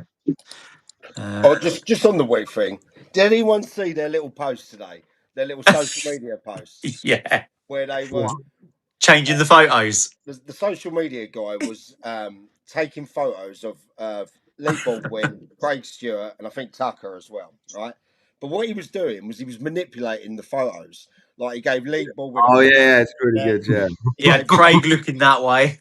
Craig had cross-eyed, Tucker who's bald had hair, and they were posting the replies as well. I tell you, I was in stitches watching that. Anyone out there? I haven't Anyone seen it. out I'll there? have to check that out in a bit. It's Check it out. funny. It is worth an absolute giggle out there. Right, guys. Next thing I want to speak about is a team who's managed by a great supporter of this show, Chris Simmons, Broadbridge Heath. Good win yesterday. They've had a stop-start. 4-1. 4-1 win against, I believe, if I'm right in saying, who do they play? Who do they play? Hawley Town. Yeah, Hawley Town. I must Hawley, say. Hawley Yeah. up, Hawley. So they won 4-1 yesterday at the Air Engineering Stadium in Isthmian South East. Matt Hay put Heath ahead after just 3 minutes. Wow. Mason Doughty scored twice either side of half time. And Yakubu added the fourth in stoppage time. Hawley's only goal was a late Ben Dyson penalty. I mean, the result matters because it's actually their first league win of the season following their 2-2 draw with South Park. And it leads Big them, win then. yeah, and it leaves them with 4 points from 2 games, sitting 5th early on in the South East Division table. So, yeah, I'm over the moon. I think Hawley, I just think Hawley are gonna. I think Hawley are gonna go down. If I'm honest. Yeah. Yeah, this sounds really silly, but why is he know exactly the mentality, right? I look at how many points we've got on the board and how many points the bottom four got on the board already at this point, just to see that the gap. Do you know what I mean? You build up a gap against it. And I look at Hawley, right, and they've played 3, they've conceded 10 goals already. Right, we've got them in 2 league games time. We've actually got Crowborough and them. Boy, the way we're flying, we could be on 15 in 15 if we carry on down this route. You never know. Don't count your chickens. You never know. He's Never know. confident. Someone clip it. Yeah, I know. Yeah. I'm battered on that, and But I think Hawley. I think Hawley are going to struggle this year. I just think they're a club that, unbelievable. They got promoted last year. Yeah, unbelievable. Hawley Town. Actually, that ground's the last time my actual granddad, before he passed away, ever saw me play football in 2008. So like, it's a great ground. I'm looking forward to going there actually in a couple of weeks. But I just don't think they're equipped for survival this year. Is that where we went this week? Yeah, Where yeah, Ryan Yeah. played? Yeah. yeah. Where they've got the big bar at the top. Yeah. Bar at the Yeah. top. That lovely bar at the top. Yeah. Yeah. Not a bad place to get sent off. I've been sent off there, and it's a great view. It's actually better than being in the dugout. Yeah. In that clubhouse. It's a great view. It's another one of my grounds I've had a red card at. Yeah, we had a I'm lovely hopeful. Tuesday night there, didn't we? We got hospitality and everything. We'll talk about it in a bit. Yeah, I'm made up for Simo, and if he's out there watching, Simo, great start, mate. Great Yeah, win. great How win, good a mate. job has he done, by the way? Like, A phenomenal Oh, job. exceptional. you look at Stenning come back down, all right, they're back up again. Hassocks, they've just gone up and done really well, haven't they? I've got to say, he's done an unbelievable, and he's a really, really nice bloke. I've only managed against him once or maybe twice. Lovely, lovely fella, and doing a great job. So fair play. And he Simo. does a lot behind the scenes as well. Like what He does a hell of a you lot. wouldn't expect of a manager. He was at the women's game today. Yeah, well, that just shows. Lives and breathes it. Simo is one of Sussex's good guys. Do you know what I mean? He Yeah. is. Yeah, without- really is. And I always have a look out for their results. I was worried for him in the summer, and like Yeah. I think I was saying he's with him on it. Just about like I felt they were disrespected by certain players, like tweeting their phone number, like changing their bios with their phone numbers in it and all that bollocks straight away after the season finished. But he's put a side together, and they'd be like. I never even look at them as a problem. I always think, you know, they're always going to be all right. It's going to be all right, yeah. Yeah, and Broadbridge Heath, like as a club, to be at step 4 consistently now, they're a consistent step 4 side. There's only one man. I know. Look, one man. One man don't build a city, right? But he is 100%. If it weren't for him, I don't think they would be doing what they're doing. I couldn't agree more. I really completely agree with that. Yeah. I've got the pleasure of going up there in about a week or so's time, and it'd be the first time since I actually was back watching them when I was doing my coaching. So I'm really looking forward to going to see him, see his team behind the scenes, everything like that. And I'm hoping they have a great season, because he is, as you say, one of the good guys. My favourite memory of that ground is when a referee threw a ball at me. Yeah. That's We won't mad. go into it because I was Why did he going. throw a ball at you?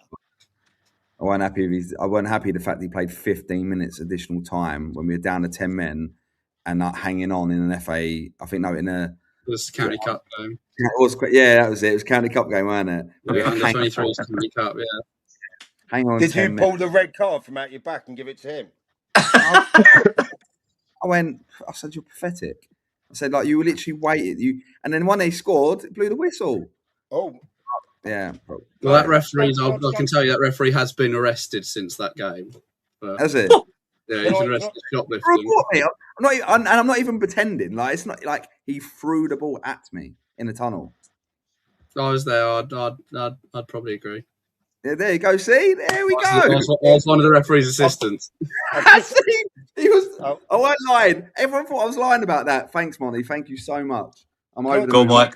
Can I just go back to the Wick thing, because I've had Wick's gaffer Lee Baldwin messaging. Shout out to Lee. Hopefully that picture with the massive neck is going to stay online, because that was fucking banner. He said, "Aaron is my appointment. He was meant to join in the summer, but had a knee op. Any chance you can surround yourself with people of his caliber, you have to take it. And only improves you as a manager." Yeah, that's fair. That's fair. I was literally just asking the question if it was his appointment or the club's appointment, but if fair play. It is a great appointment either way. Shout out Baldwin there, mate. Last year was a great appointment as well. Having someone like Craig, who is, like you say, Wisey, someone who would do anything. If you want him to do something, do it. Having him jump over on board and getting him under the wing, and now like maybe that trio and the rest of the staff will. It's a hell of a trio. Oh, yeah. Right You know, direction. Lee's done an unbelievable job there. We had some good battles. You know, he's done an unbelievable job, and he's brought in a really, really good addition. So fair play. When does their 3G pitch go? Is it going down now at the moment? I don't think so, because they were advertising for pitch hires the other day. Who's using it? Someone's using it, and Div 2, aren't they? Have I imagined that? That was last season. Rustington did that. Yeah, it's last. They might be ripping it up mid-season. I don't know. Lee, drop us a message, mate, and just give us an update on what's happening with the new Pitch. ground, if possible, pal. Because I like. we will just speculate. Yeah. But before we move on, that's a quick little break there now, and I want to talk about the Grins beating the Rocks. Okay. Go for it. Lovely. So we'll just have a quick one there.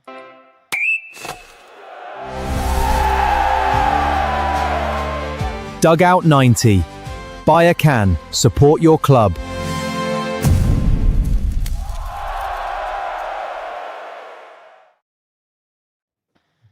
As I said, all the clubs down below that are supporting us, thank you.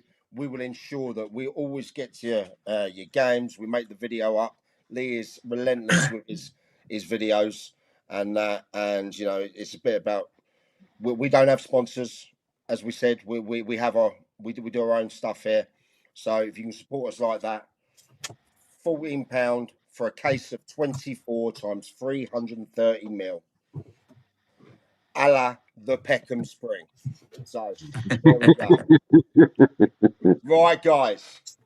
Now we had a little bit of back and forth with some people in East Grinstead this week, last week, about, you know, making some comments or giving some maybe harsh reviews out. Look, this is how it is. When the chips are down, and you know you should be performing, we'll say it. When you perform, Can I paint the picture a little bit? Can I paint the picture on this one, Mike? Do you Yeah. mind? of course you can. Go. Yeah. So look, East Grinstead as a football club, like let's be honest, there's been lots and lots of noise, not just here, but around the circles of football. We can't sit here and say that we as a podcast have been the ones blowing this up, right? Posting a trip, all expenses paid for trip to Gibraltar in pre-season, all these other things, like you're putting attention on yourself, right? Signing the caliber of players, because they have signed some fantastic players, it's really good players, and they built a really, really good squad that everyone knows ain't going to be cheap, and that's fine. Again, I've been the big advocate for spend what the fuck you want as long as you can afford it. Like I've never been one who batters budgets, because you know they're relevant. They're relevant to the individual and the club, right? Some clubs can spend loads, some clubs can't, and how some managers need to operate on big budgets, some don't, right? That's just the way it is. They haven't started incredibly well. We have to be honest, but at the same time, I'm pretty sure most of us have tipped them for the playoffs. Correct? Yep. Yep. Yeah. I didn't. You did. Yeah. But yeah, I did. Who else did? I did. I had 7. Yeah. So like, but up and around it, yeah, up and around it. So yeah, I look at that and go, we've tipped them for it. They started quite bleakly in the league. You know, they started quite bleakly. There's no denying it. They did beat Bexhill in was it the FA Cup? Was it before this? Yeah, they beat Bexhill in the FA Cup. I think after that game, I actually stopped our pod and said, look, I want to bring up experience beating Bexhill. Yeah. You know, fantastic result from speaking to the Bexhill gaffer, that, you know, they played, you know, they're a really good side, blah blah blah blah. So the narrative that we've battered them is bollocks, by the way. It's called, that is the biggest indicator of sound bites, rather than actually listening to this fucking podcast. If you want to sound bite us and pretend we do X, Y, Z because it helps create a narrative, that's fine. But you have to listen to everything. So picked them up there. Then they had a bad couple of results, and it was naturally brought up. You know, the big money spent. You know, what is going on there? You know, they've not won a league game and blah blah blah blah blah. All those things. Which let's have a quick look. With the league, they still, you know, they got their first win on Tuesday. Again, I think I said, didn't I? I said, well, they're going to beat Wick on Tuesday night, didn't I? I said that, Yeah. and they did. They won 3-1, and they followed that up with a very big result and one that Andy should take a lot of pride in. Going 1 down at Bognor and winning 2-1. Now, I don't care if you've got a superstar team out there. It's not as easy as that winning games of football. Wisey knows that. Wisey knows dealing with a team with hardly any budget, or then when you've got a little bit of a budget to have a push, you still got to win, ain't you? You still got to try and get a win. And I just want to put on record that, you know, amazing. They've gone there and got a win. Step 5's club's gone to Bognor, a Bognor club that I've also said that I'm not too sure they're going to hit the dizzy heights ever again. But they've gone there and they've won 2-1. And fair fucking play to them. They've picked up a bit of money in the FA Cup. That pays for a week of the budget, and we move on, right? You know, and I think we should applaud that. But let's not. We're not going to sugarcoat when people aren't doing well based on the noise that they've created themselves. It's not us. So let's give a bit of context for the game from yesterday, then. Yeah. So they've obviously gone over to Norwood Lane FA Cup. Okay, so the first half has been pretty cagey affair, 0-0 in there. East Grinstead stayed in the contest. They were doing well, matching them all the way. But the game sort of changed after the break. Bognor actually went ahead in the 54th minute from Luke Pardo, who converted from the penalty spot. And at that point, you'd assume that Bognor go and kick on, okay? Especially with the, you know, the history of the last 12, 14, 15 months have gone for the Greens, okay? However, instead of that, okay, they produced this hell of a comeback. Dan Perry, Dan the Man Perry, I think he's a great player, good guy. And goal machine. Yeah, fucking great player. Really like him in there. He's come back. He's equalised, and he was captaining the team as well that day. He's equalised in the 76th minute, and the match has then turned around completely because he struck again in the 90th minute to put them through. 2 goals in 14 minutes to put them through to the next round. Apparently, as well, we had Shuts, who's we had Chris Sharp, who's one of their super fans, does writing for the Dugout News, wrote a great article as well, and he's always been honest.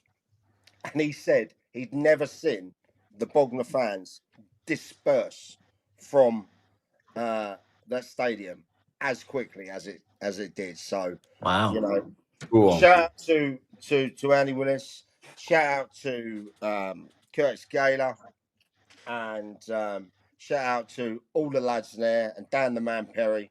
What a great result that was. Anyone know they got the next round? Has it been drawn yet or anything like that? Drawn on Monday, now.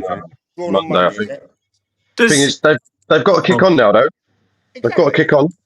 Like, I just want to sort of echo a bit what Bill said. It's not like we were hammering them and they were doing all right. This has been going on for well over a year at Grinstead, and the social media, the like you say, going to Gibraltar, the players they've signed, it doesn't mean that they're guaranteed success. But it was a bit of a shock to a lot of people how poorly they started. But they've gone and got an unbelievable result. So you're going to get the credit now. Like, I can't. Outside noise shouldn't be affecting anyone in football because you're going to get it. And East Grinstead are a massive club to be playing at step 5. So every single result is going to be scrutinised because of who they are. Exactly. So I think that this is a huge result, and hopefully for them, they can now kick on and people start giving them as much credit and as much praise as they deserve. But you can't have one without the other. Exactly that. Exactly. Monty, can you look into their next few games? And whilst you do that, just quickly, Lee Baldwin has been in touch about the stadium, by the way. Oh, okay. Just whilst Monty's looking at the next few games. They're currently going to planning. Hopefully, in the next couple of weeks, there should be movement and we can progress with it. We agreed to start the season at Bognor, as rightfully they wanted the pitch to be used on a Saturday, and we risked another local side taking that on and us being without a ground to play at until the work gets undertaken. We're just offering people the opportunity to make the use of our pitch at the moment before it gets ripped up. Yeah. Cheers, Lee, for that. Mon, Gwyn's next games then, if they kick on. So Tuesday night, they are at home to Jarvis Brook in the Peter Bentley Cup. Before Saturday, they host Hassocks in the battle of the relegated sides. Before Bank Holiday Monday, they host Forest Row, who are struggling. Yeah. And then they go to Crawley Down Gatwick before they play Peacehaven in the Sussex Senior. I worry about Same. Interesting. Got to be 6 points minimum there, isn't it? Got to be. Yeah. Out of those next 3 league games.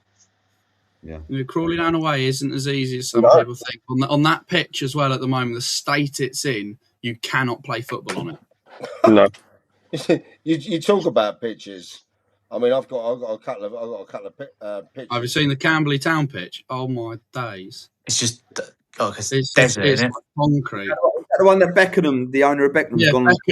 Beckenham posting, And see what Camberley posted after the game.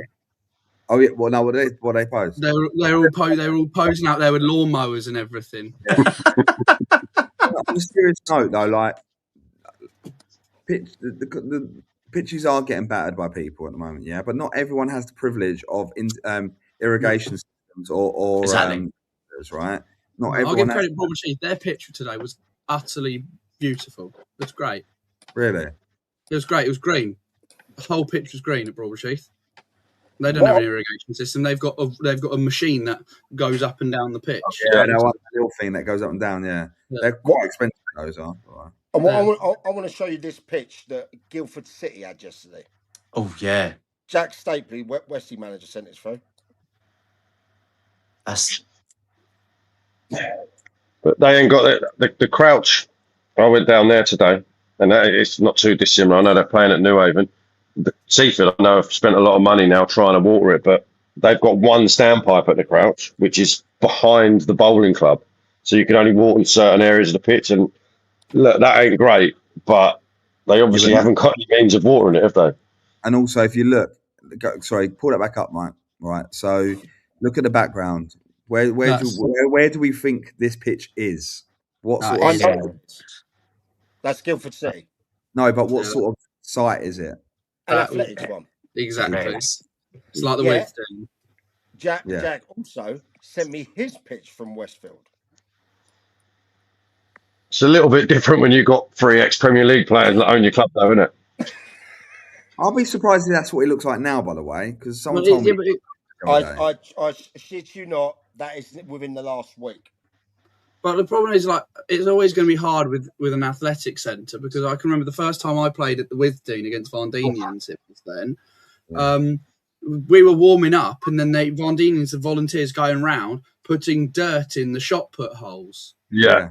On the pitch whilst we're warming up. They've got a bucket full of dirt, and they're going round filling the shot put holes in whilst we're warming up for a game of football.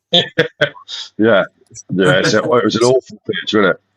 Yeah, Steph always talks about the time he went there, and I can't remember who he said was doing it, but the goal weren't in the goal weren't in properly, so someone had to get a shot for. But this is why everyone's warming up and fucking shot and get it in the fucking hole.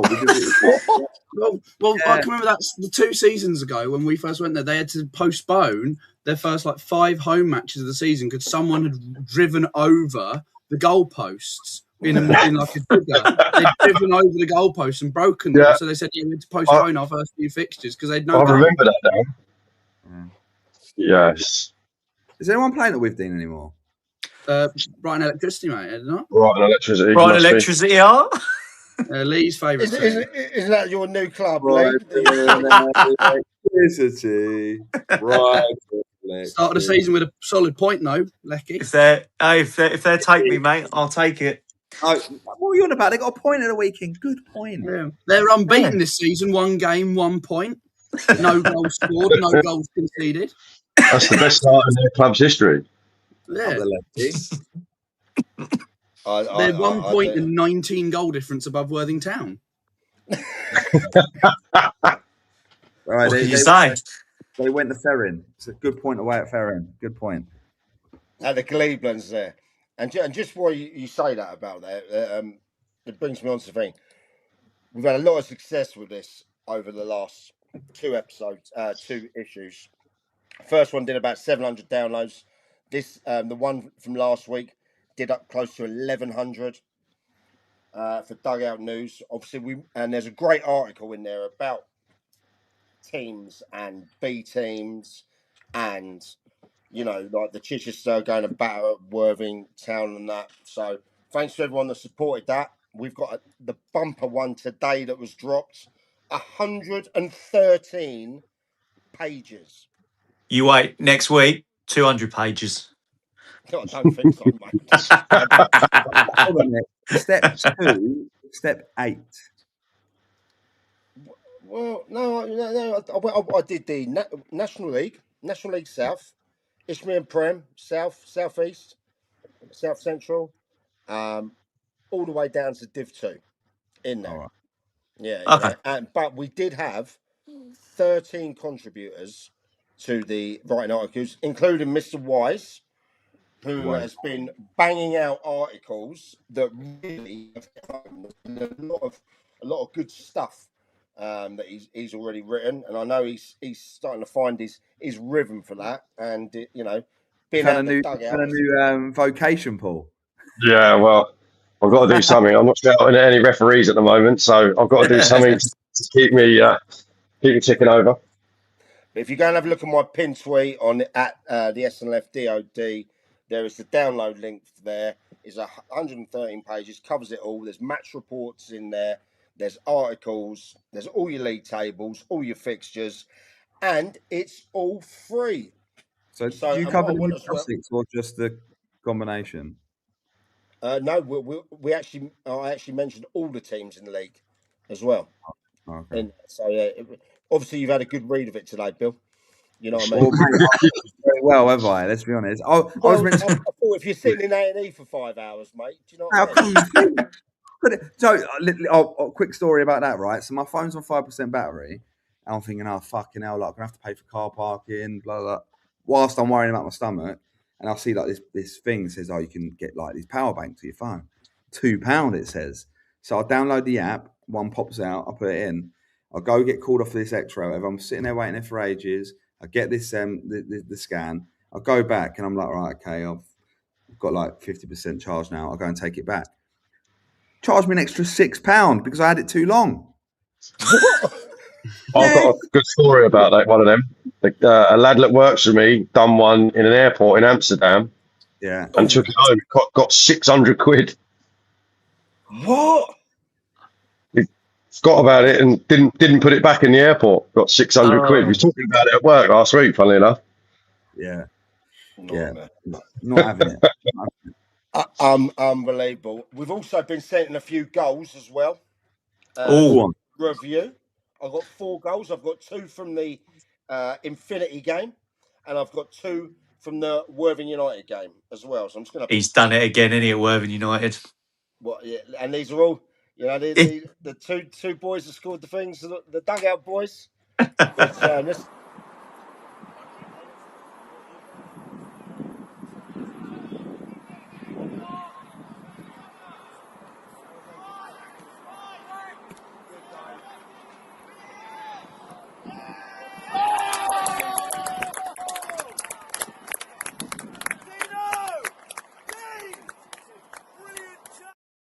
that was Danny Starboy Kingston with that.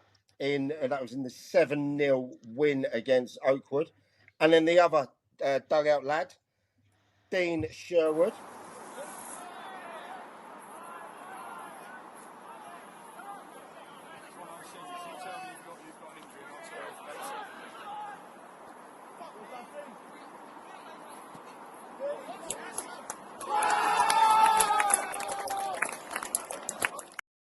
Which one? That's 2-2 for Dean now, isn't it? Yeah, it is. I know obviously both lads really well and that 2 quality players. But I know what Bill's going to say. Where was the goalkeeper standing? I can see. I can see your face on his face. Yeah, fucking hell. Sometimes. But look, 7-0 can't be sniffed at, can it? Do you know what I mean? That's a great result. Worthy United 2-2, isn't it? 6 points. Yeah, I think they scored 10, haven't conceded, something like that. I was with Cuzzer and Sooty, good pals of mine, on Friday night. Shoreham under-23s game. Shout out Mezza for getting his first win in 16 years for the team. Do you know what I mean? So he knows I'm only playing, bless him. Now, I've got 2 from the Infinity game. The boy on fire at the moment. Will it?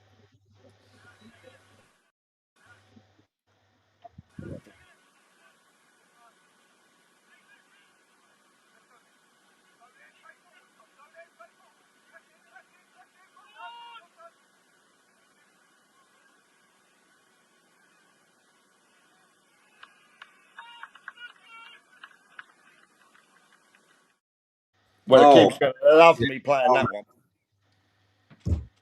What was that?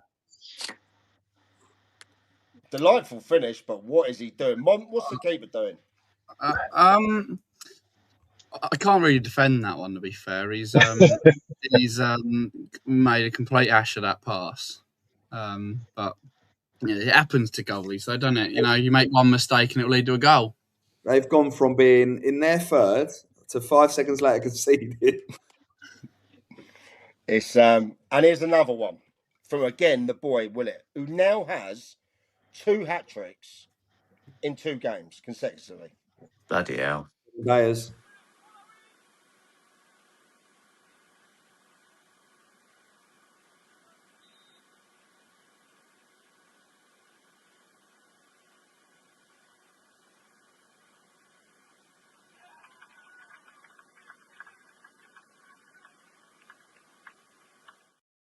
Safe to say, the boy Willett is on fire. Monty, on that, can you pull that back up with it so we can put the mic?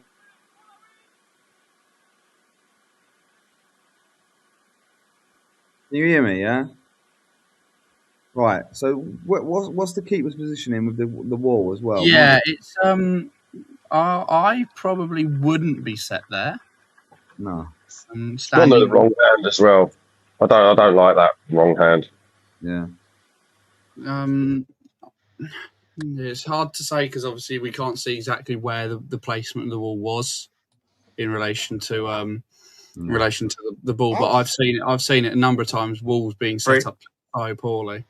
3 hat-tricks. 3 hat-tricks in 3. Wow. Wow. What's his name? Does he want to come training next week? Have a little look at him. It's Willett. Yeah, I mean, name again, Reece Willett. Yeah, see, it was Chops down there that sent it to me as well. You know, you should have sent that down, mate. That is as far west to east of Sussex you can get, Bill. You might have to. If he can score 20 goals, we'll get him a chopper.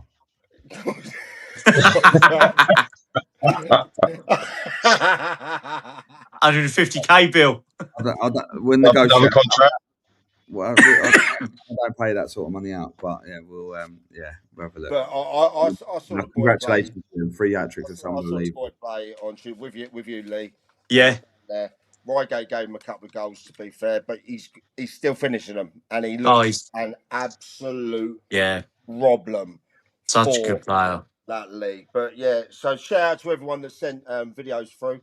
Look, if your players, your coaches, your supporters, send them through. We'll play them. Do you know what I mean? 100%. 100%. Right. Over to you, lads. Anything? I want to talk about Reigate. Reigate, yeah. I'm not going to lie, I haven't checked who they played. I've been a bit lazy. I was not expecting them to be bottom of the league after the first couple of games. Who have they played? The Infinity was one of them, was it? Guildford at home, Infinity at home, and Saltine away. That's 3 tough teams. Really Yeah. I mean, They finished second last year, right? Yeah. Yeah. Yeah. With players paying to play for the club. Yeah. Yes. Dale's done a fantastic job. They're not going to get rid of him. No way. He massively overachieved. I don't think they'll be down there all season. I'm telling would, you, yeah, no chance. You're right. You are right. There's no chance because what was it? Saltdean, Guildford City, and Infinity. Infinity. Games. I think they were leading in the Saltdean game as well. They were 2-1 up at half time, I believe. Look, probably dizzy heights last year. They probably won't finish that high up again this year.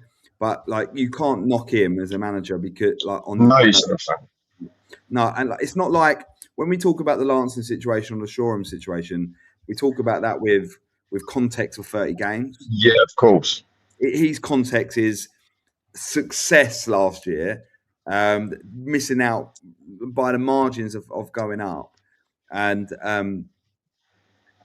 he's had the three probably Infinity biggest hitters in the league.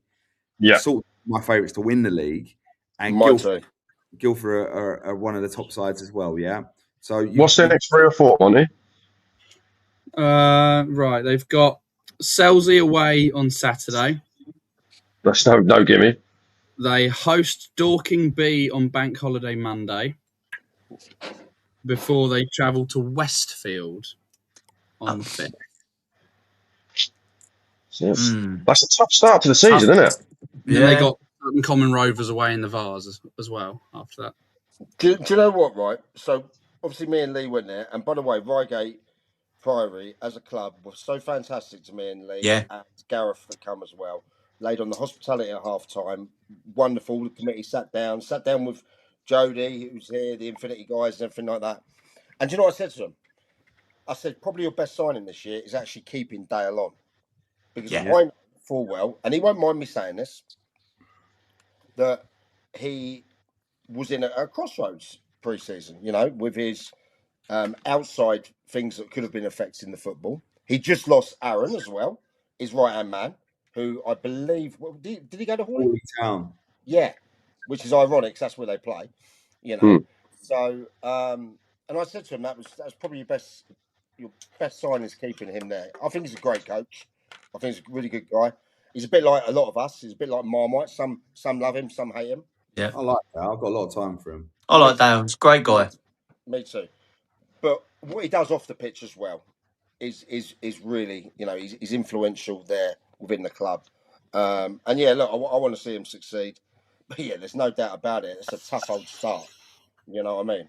And he's actually going through a bit of a injury crisis at the moment. He's just lost a few players, key players as well, over the last week or so. So that's a negative for him. So, but I'm certain he keeps plugging away.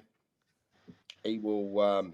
They'll be thereabouts, I think. He manages to get some good players there, considering what they have to pay to play for the club, and the travelling in that league's horrific as well, isn't it? Yeah, 100%. Well, I mean, travelling to get to Hawley isn't the best, is it? No, but then Mike was driving Tuesday night, and it was like, horrible. What is that? What's Reigate to Westfield? Hour and a half, hour and 45. Well, Reigate to bloody Havant. Clanfield to Westfield. Yeah. Wait, Clanfield. They're getting whoopings this year. Yeah. They lost yesterday. Yeah. They are not like. They're going to hate me saying this, and This is a club that's going to put me on the ban list. Well, I've watched a video of them playing, and like, we've not been very complimentary of Shoreham, let's be honest, this season and last. But I was 100% guaranteed Shoreham would win yesterday.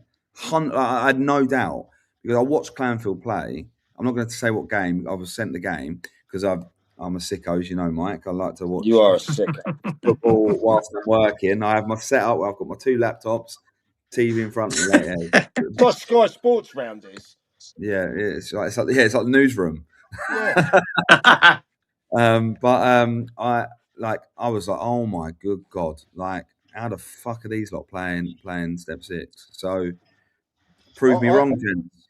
Yeah, I spoke to their gaffer, who's a really, really nice guy, pre-season, and he said that he'd lost quite a few of his key players to like Okay. the bigger teams around, let's say, yeah, and he was very honest and very realistic about how he thought that they would do out there. So, but yeah. But the travelling is ridiculous. I mean, Yeah. you mentioned Shoreham. I mean, they took some of the players. It took 2 hours to get from Shoreham to Yeah. Westfield on a Tuesday night. Oh, okay. I don't give a fuck about the travelling. If you sign up to play for a team, you have that in Yeah, your mind. Yeah. Yeah. Like the excuse of being late or like accidents happen. So like the poor lad who Leave had yourself time. jaw. By the way, I haven't yet, but I will donate to his GoFundMe. He was at the game yesterday, Louis was, and his jaw is yeah.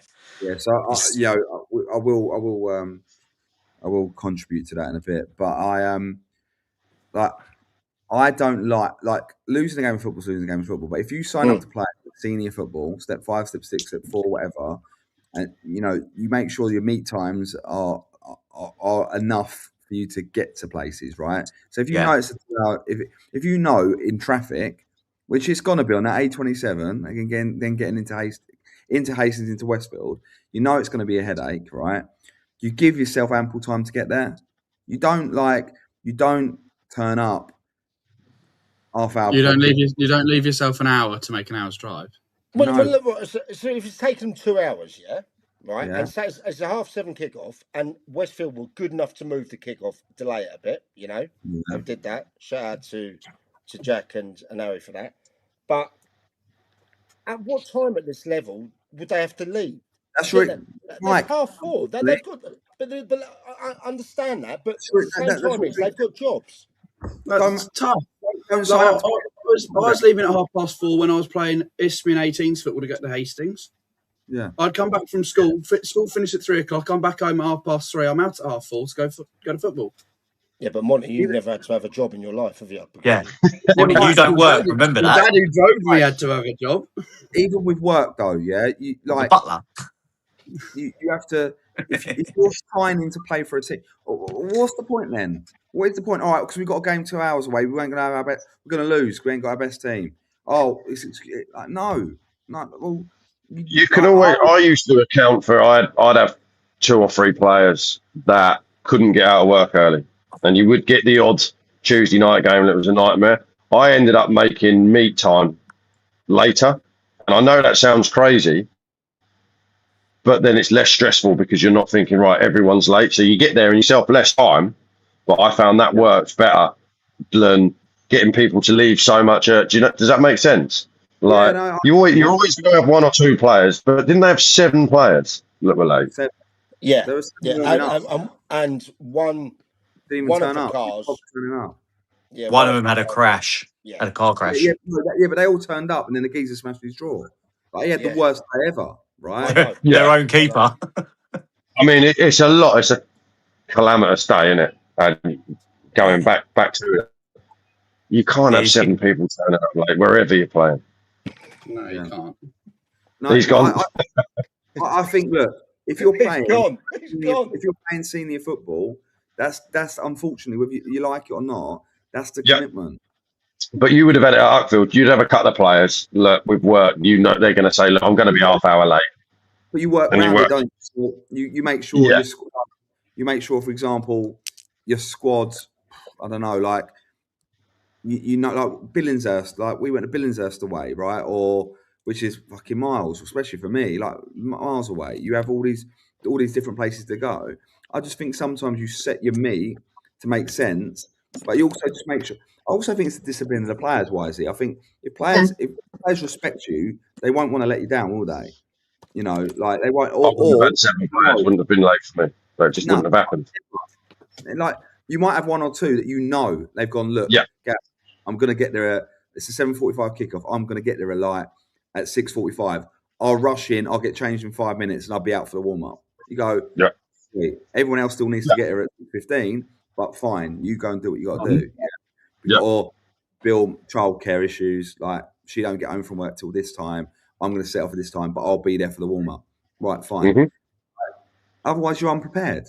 Then you're Yeah. setting yourself up to lose. Do you know what I mean? Setting yourself up Yeah. to lose. Yeah, I mean, it is. I think they said Jack Stabley of Wastefield said it was. They worked out how many miles they'll be travelling. You know, Crazy, right? And I even had the idea of trying to get the IBB10 to sponsor their coach. Do you know what I mean? Because the amount of miles they'll be doing in the round Sussex. Man, it's too expensive. Fuck that. But I tell you what, I'm going to tell you this: they won't have players not turn up for warm ups No. when they go. I'm telling you, they won't. They won't. Yeah, I'm still just get my pills. They won't. Right, I'm going to do a Mr. Penn because I got a doner kebab been delivered. Well, one thing Really? was it's good to know that after you were put in the Uber, do you know what I mean?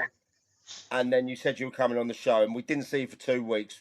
At least we know you're alive. So thanks. Worth the wait, though, wasn't it? It was worth the wait.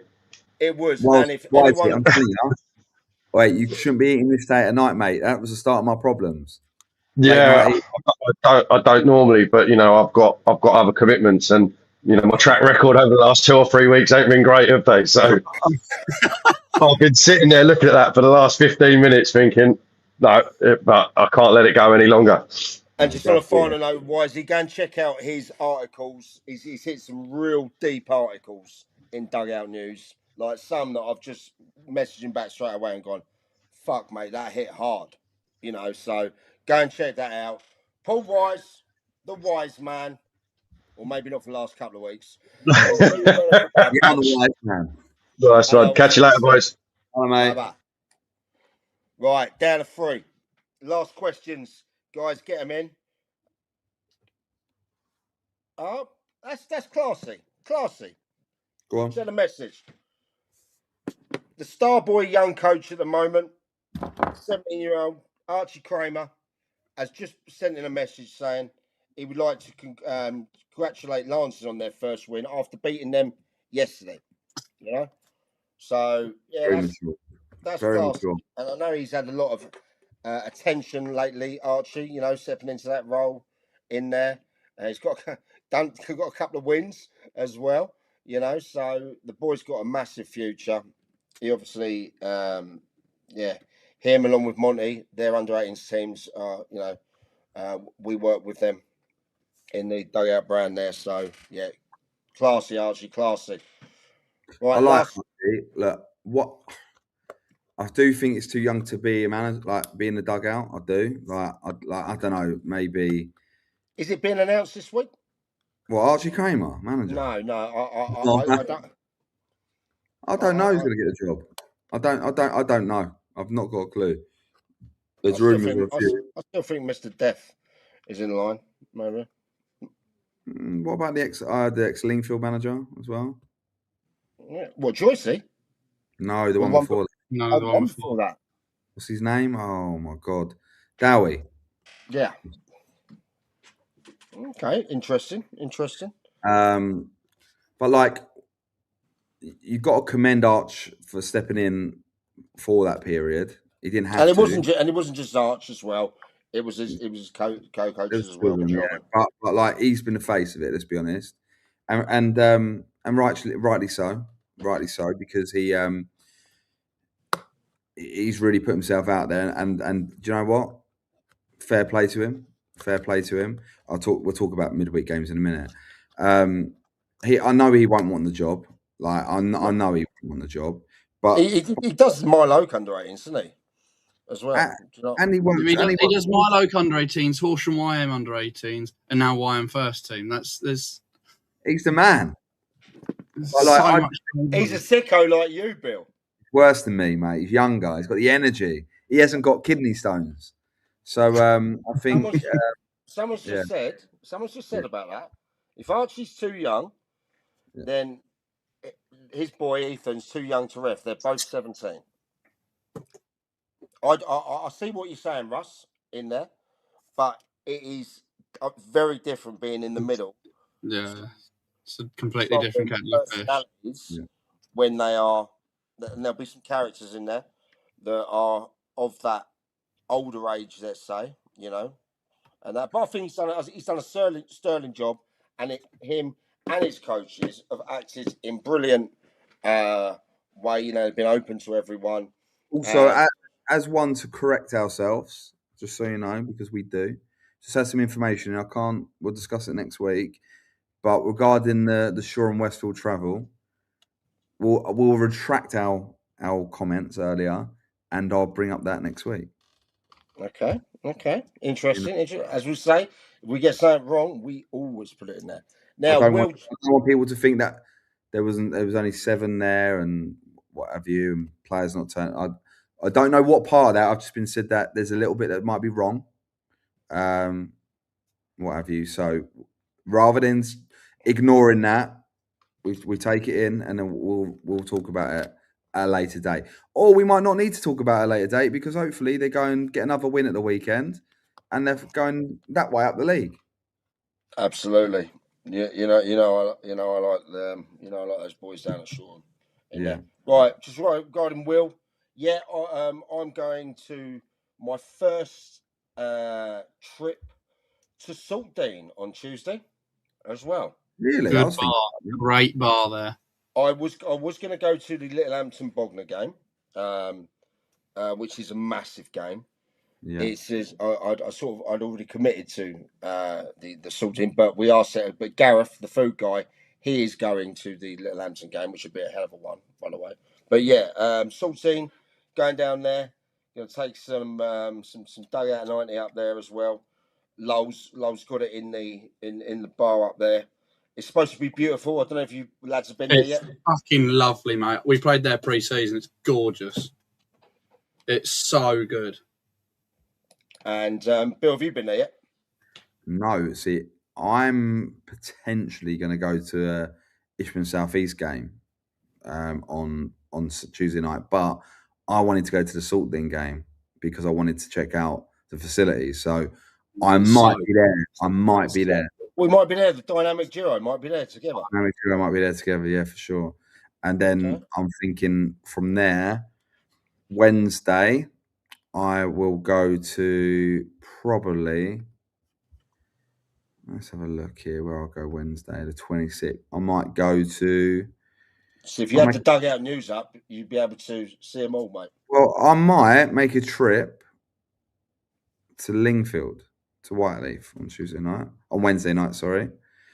And then on Thursday, I'm going to watch an under-23s game, I think. Do you do anything outside of football, by the music? Work. I'm also going to Fort Park in the daytime on Wednesday. Take my daughter for her birthday. So yeah, mate, I'm a busy man. You be careful though, mate, because you might not be able to get on some of the rides. Just certain height levels. I can't. I have to go to the kids bit. I'll get to go on the ghost train's my favourite ride. I love the ghost train there. I bet you're a queue jumper bloke as well. And he pays for it. Mate. Nah. No. You got to jump the queue. I always jump the queue. Yeah, you got to pay extra. I'll tell you why I don't. Right, I've got this thing where I want my kids to have to deal with situations that I would have had to deal with as a kid. I'd never have been able to do it, so they're not doing it. I'm not. I'll just skip the queue. Lovely, and I believe it's also, isn't it? Also, bank holiday weekend, isn't it?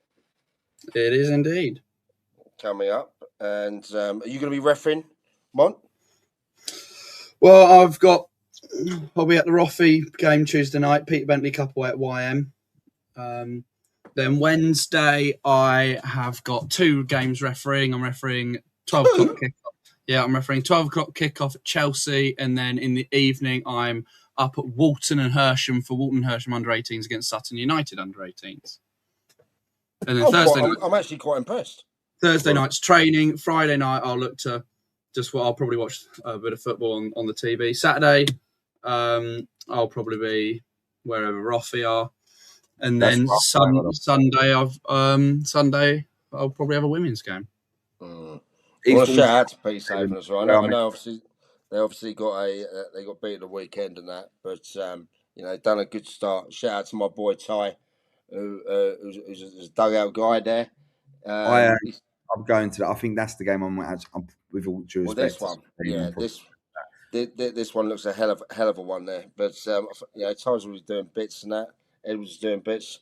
Good to see with Shatty's boys. You know, everyone said they really struggle, but they seem to be doing all right for me at the moment. Do you know what I mean? Yeah, well, they picked up a win and a draw in the league so far, haven't they? Do you know what I mean? So they ain't lost in the league. They're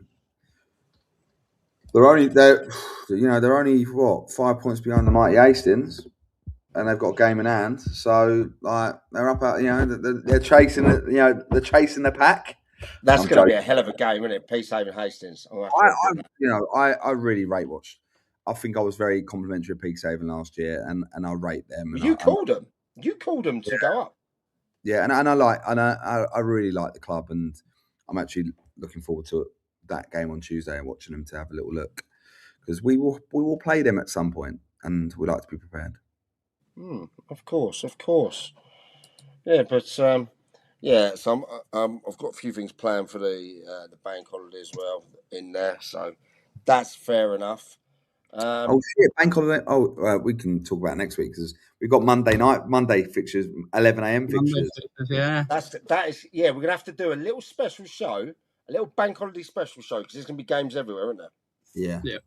I got double YM week. I've got double YM week. YM Tuesday and then Monday. I'm going to go to 11 a.m. kickoff before our 3 o'clock. I don't know what one yet. I'm going to have to look. Yeah, nice. But yeah, so I think we've got one more to come through. Any other questions? He got battered for allowing the kickoff to be delayed. Who did? Jack said he got battered for Jack Staveley, Westfield chairman, said he got battered for allowing the kickoff to be delayed. But no, he done the right thing. Done the right thing. Jack's a great guy. Right, so wonderful numbers. Over 2,500 of you in there across the platforms, and that's fantastic in there. A Sunday night, big week of football coming up. It is back. Even the Premiership's back as well. So unless you're a Man United fan like me, Premiership. How old are you calling it the Premiership, mate? The Premiership, right, mate. I remember when it used to be called Division 1, mate. Mate, yeah. I can barely remember Leicester winning the league. Leicester won the league. I was 9. That's ridiculous. The difference is, mate. Yeah, you're like 20. You've retired twice. Me and Bill, we're still knocking it out in the vets. Yeah, exactly, mate. Yeah, exactly. So you know what I mean? You're a wasted talent, mate. You're a suit now, aren't you? You're a ref now on the estate. You're the one late. I won't be going around throwing balls at managers, though. So no, mate. I'm so glad you said that, because that I was in such shock. I was like, "You just thrown the ball at me." Mate, we were off. Because me and the other assistant went in the changing room afterwards. We sat down. He was still outside, and we just looked at each other like, "Did you just really fucking do that?" Like, I couldn't believe it. I wasn't even meant to be in the dugout that night. I was only meant to help, and I got dragged in. I was in jeans. And I just want to, just before we go and then we wrap up, obviously we're working closely with clubs in there. If you've got space, if you've got land, and you want to get some revenue in for your clubs, Paddle is the new 3G. Hold up. You've got land, you've got football, you're literally sitting on money.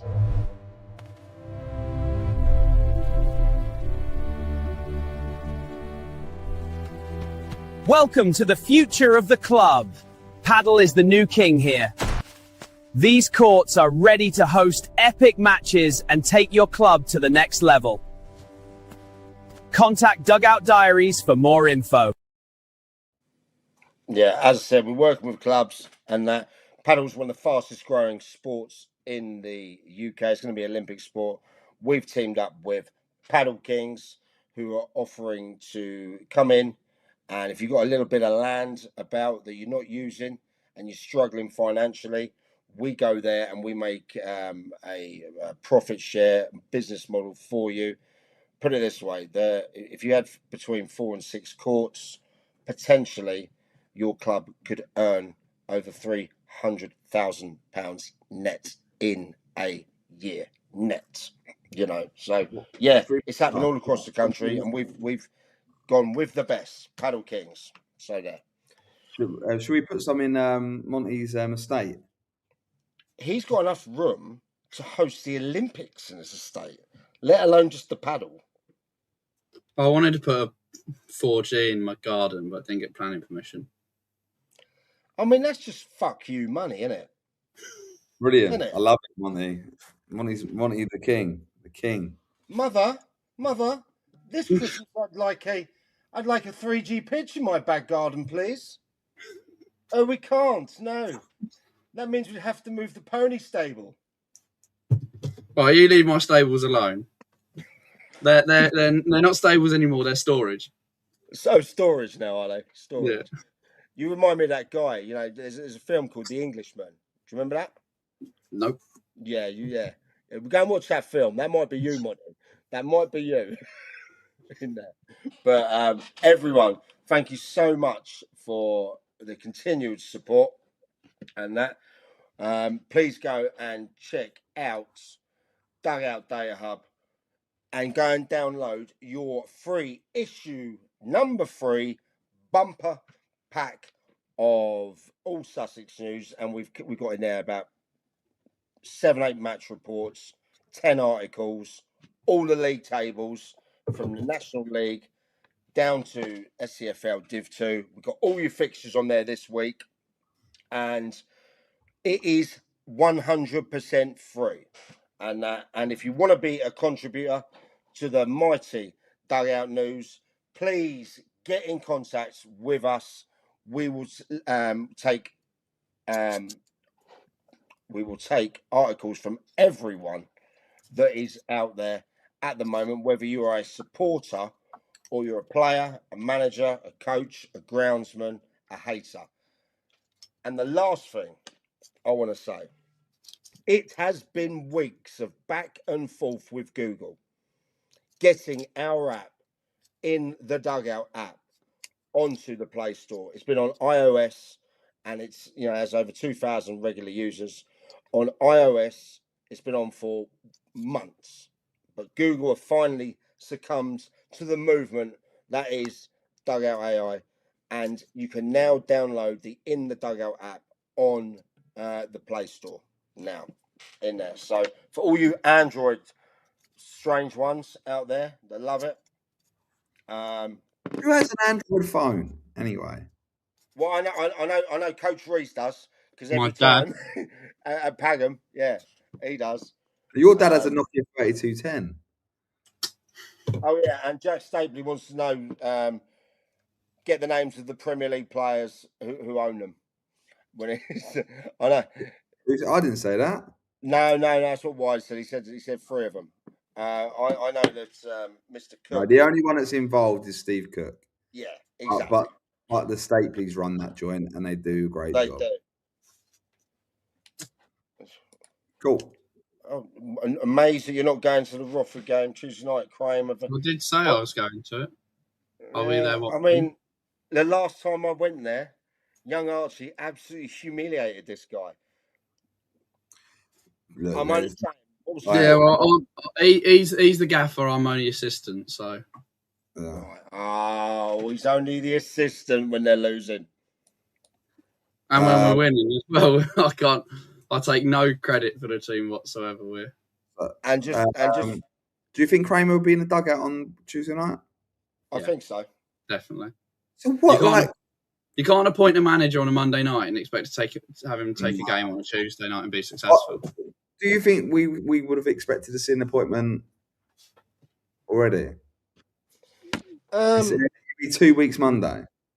I'm not. Do you want to get one appointment? They'll take their time to get the right person they want, and they need to appoint. It needs to be, and they need to appoint them at the right time. You don't want to just stick them in there with no no training, especially like this week. They'll be playing Tuesday, Saturday, Monday. So they've got 3 games this week. So there's very minimal contact time. So that I expect the new one are going after Bank Holiday Monday, I reckon. Yeah. And just shout out to Paddle Kings once again that have actually agreed to sponsor Lee Penn's Football Adventures. Whoa! Well, they say that. You've always said that a pussy's attracted to you. So, listen. Shout out to Paddy Kings that have agreed to sponsor Lee for the whole year. Lee has been, as we all know, he's consistent with his videos. They're normally up like a couple of hours after the game, and it's a testament to him how hard he's worked for his channel, from when he had 219 subscribers to now in the thousands. And I won't take any of the credit for when he said I'm going to give it up 2 years ago. I won't take any of the credit on the train back from Shoreham with him. So we take no credit for this podcast either, Mike. Do we? None at all, mate. None at all. Award winning. Yeah, well, is it? I think it's award winning, that one. I had to wear that, but guys, everyone that's on there, and there's a lot of you again. So thank you for your support, and be careful, because this week is the week that the beast is unleashed. Look at that, Monty. Get it out there. Get it. Show it to the camera. Right. Dugout 90. Dugout 90, lads. I've got nothing. Where's my merch? Oh, man, I've got. Look, I've got you some stuff. Right, okay. I was just a bit. I've been more worried about you being ill lately. Yeah. You only been released from A&E out a few hours ago. Hours from A&E. You weren't supposed to be on the show. Do you know what I mean? You're doing multi-million-pound deals with all these artists around there. You're on the Hogan contract. Yeah. Do you know what I mean? I am, but I'm working full-time schedule for this pod at the moment. Every week. You are. Week in, week out. Consistent. Imagine doing 2 podcasts a week. Yeah, fuck that. You can keep one Wednesdays. It's all good. Yeah. Everyone, have a wonderful evening for the rest of your evening. And remember, it's Monday morning tomorrow, and everyone's got to get up for fucking work. So imagine. Enjoy that. And everyone, take care. Thank you for the support. We're back at it next week. Bumper show for the Bank Holiday Bumper. Everyone, take care. And remember,